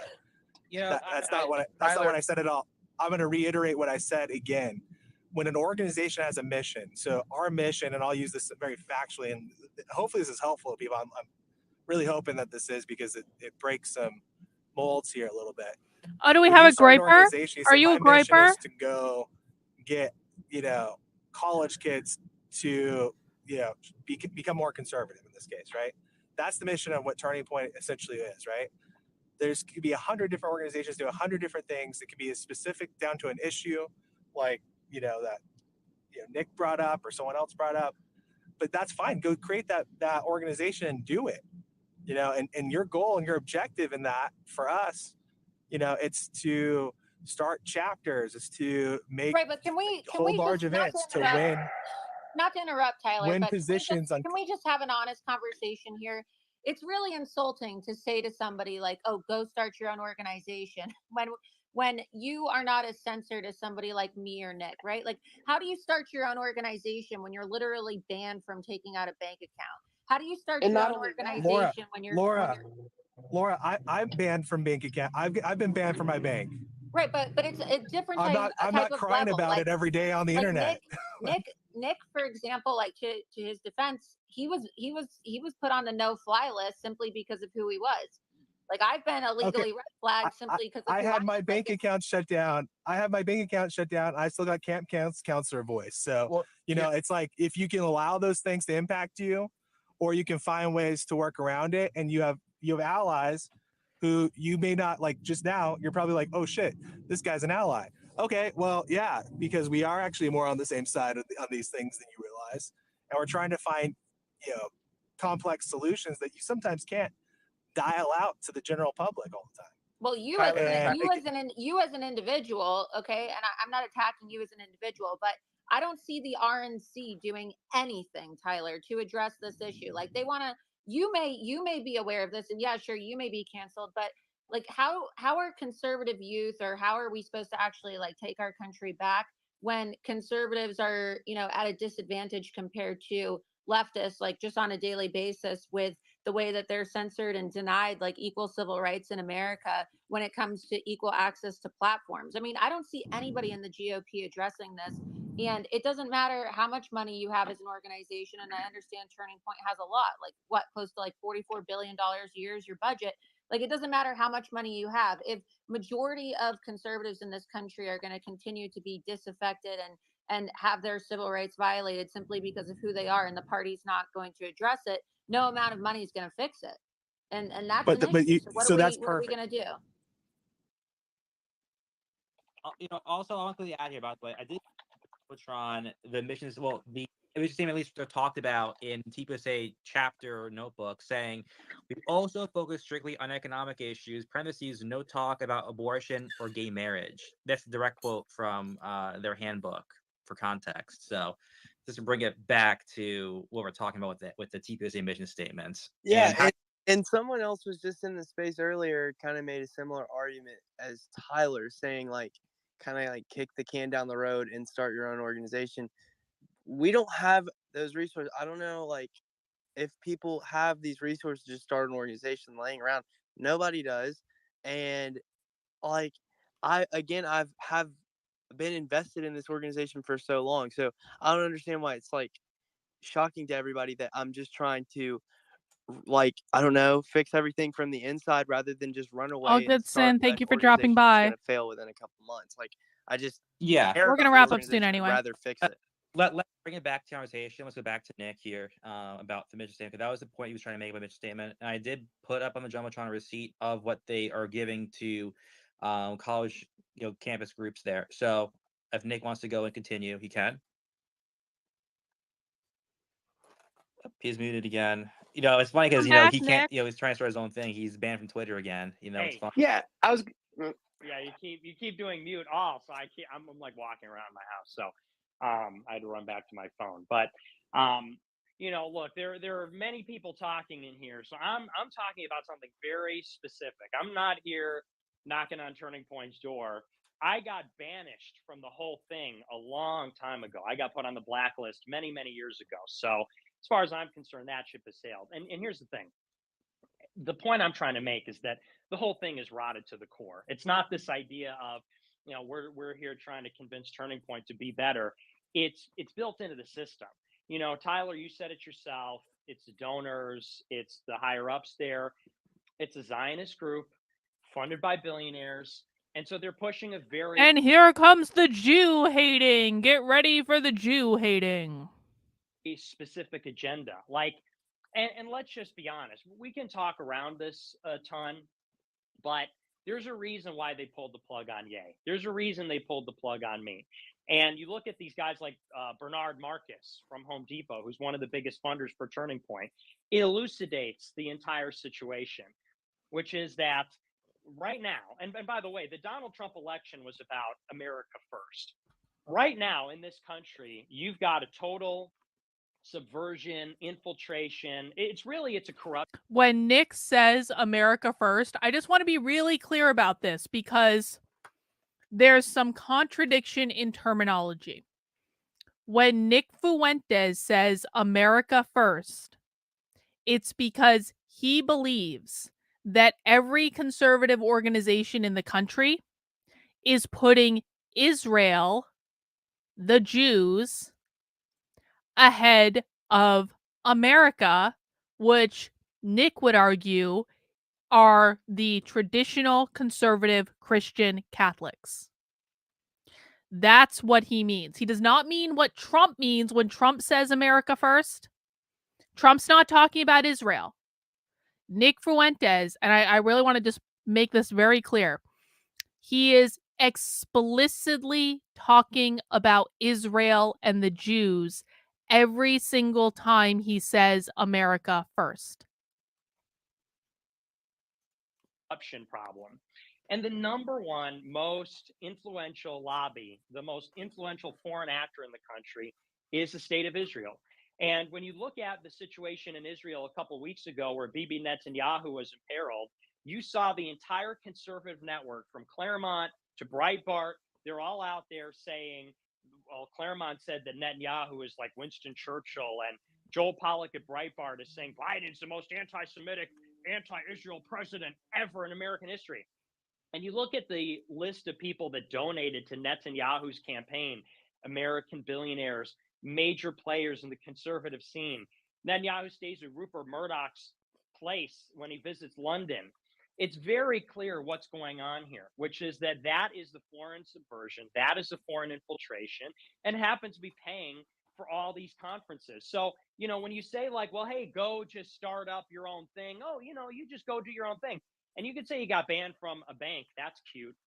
I got banned from 5 banks, personal checking accounts, business checking accounts banned. I had my money frozen by the FBI. I'm banned from airlines. I'm banned from every payment processor. We literally can't get credit card processing. Banned from CPAC, banned from Turning Point, banned from the RNC. They're disallowed from saying my name on Fox News. I've been unpersoned on a level which has never happened to another human being. For you to go here and say, well, I got banned. It's like you're saying that from your verified Twitter account, my friend. I'm on here on Nerd Emoji, which is my 50th burner. They got banned 5 minutes after I signed in.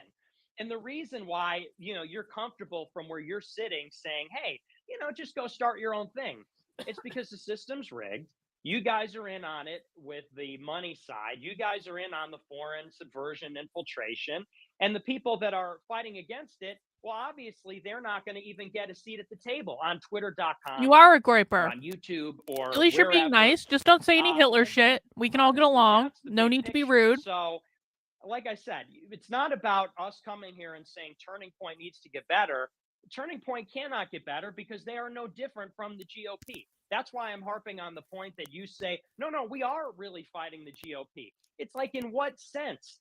You're another one of these free enterprise, limited government, pandering to minorities. You go on after the Ye appearance on InfoWars and say, disavowing Nazis isn't that hard. You're like an avowed Zionist. You are no different than anybody else. And here's the thing. If people want to join your thing, if they want to join Turning Point and they want to be giggly and funny and never question Israel's stranglehold, this mafia control over our government, never question this kleptocratic, plutocratic system, and they want to get their spot on Fox and Friends and they want to pretend like they're doing something, they can knock. Hang on. Brian is making a great point in the chat, and I really want to emphasize this. There are conservatives who will say things that sound anti-Semitic and racist just to troll the left, who falsely accuse just to troll the left, who falsely accuse them.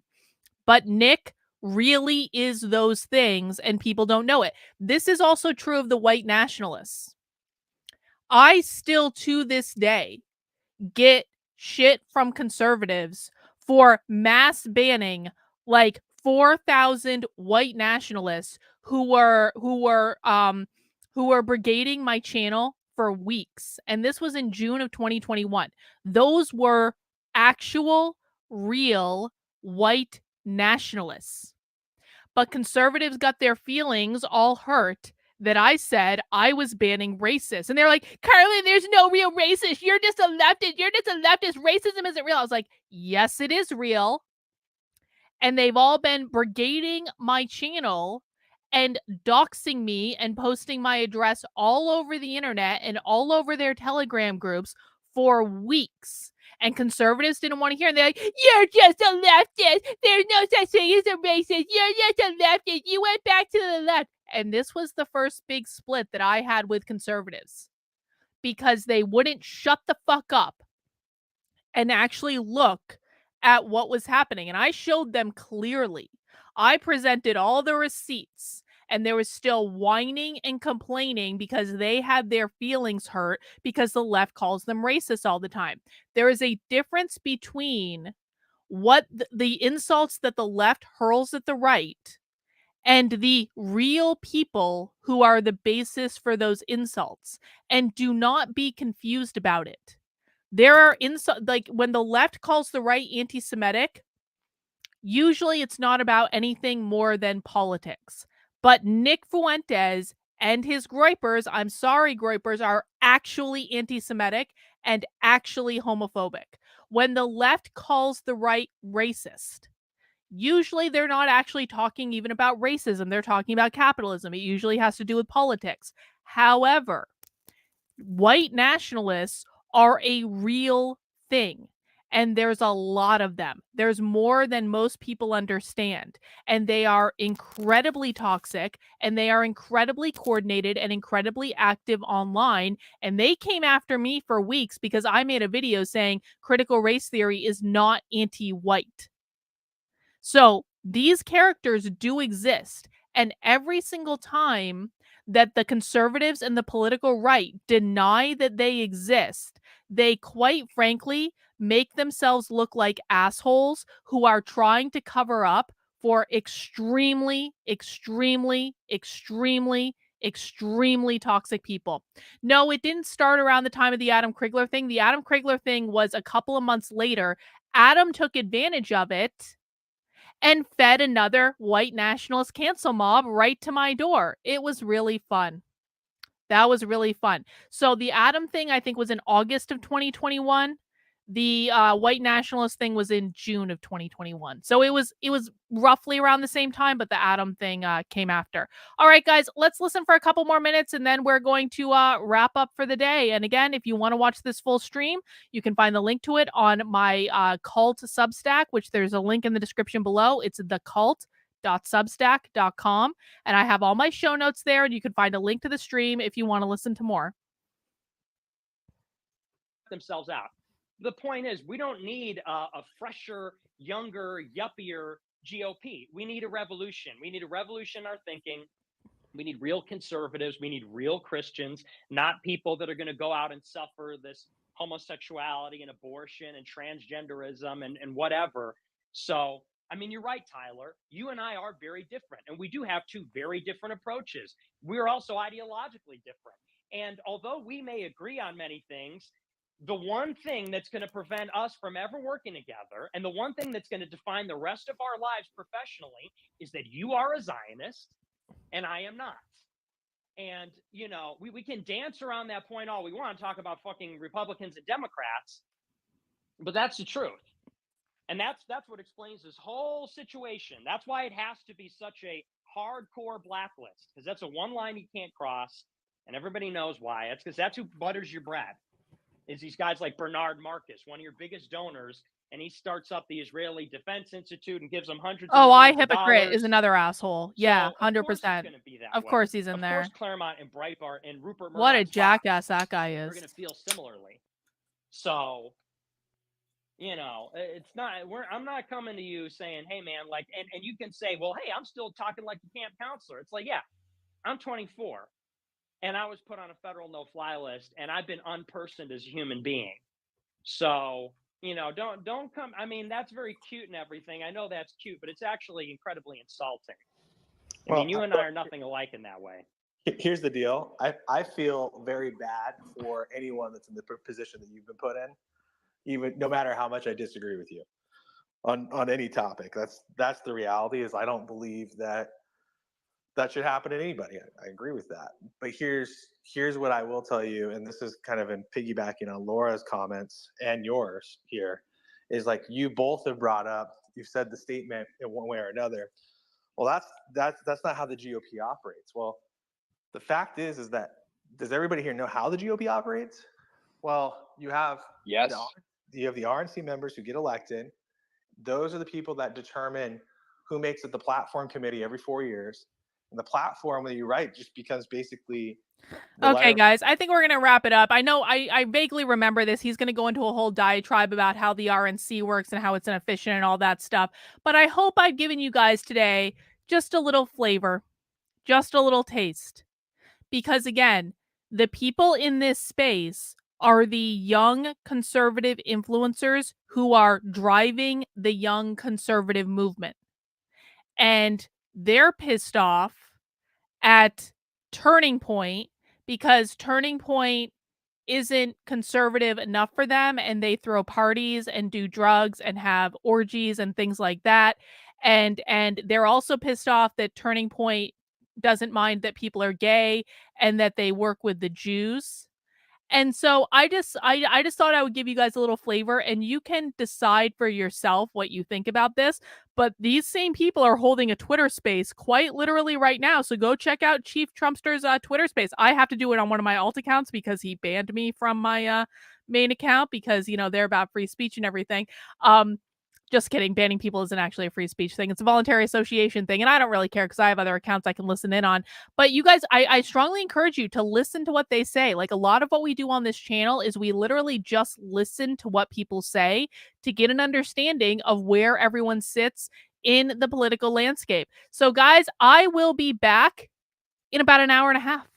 Because it's going to be one of those kind of nights. It's a nothing remotely controversial kind of night. If you have never seen Nothing Remotely Controversial before, it is a show that I do with Joshua McGuire, aka Joshua the Psychic, and we do it every Tuesday night at 9:30, where we talk about the news and what's going on in the world, and Joshua uses his professional psychic magic, because he is a real live professional psychic in real life, to try to give us more insight into the situation. And we are specifically going to be focusing in on Tucker Carlson for the first part of the show.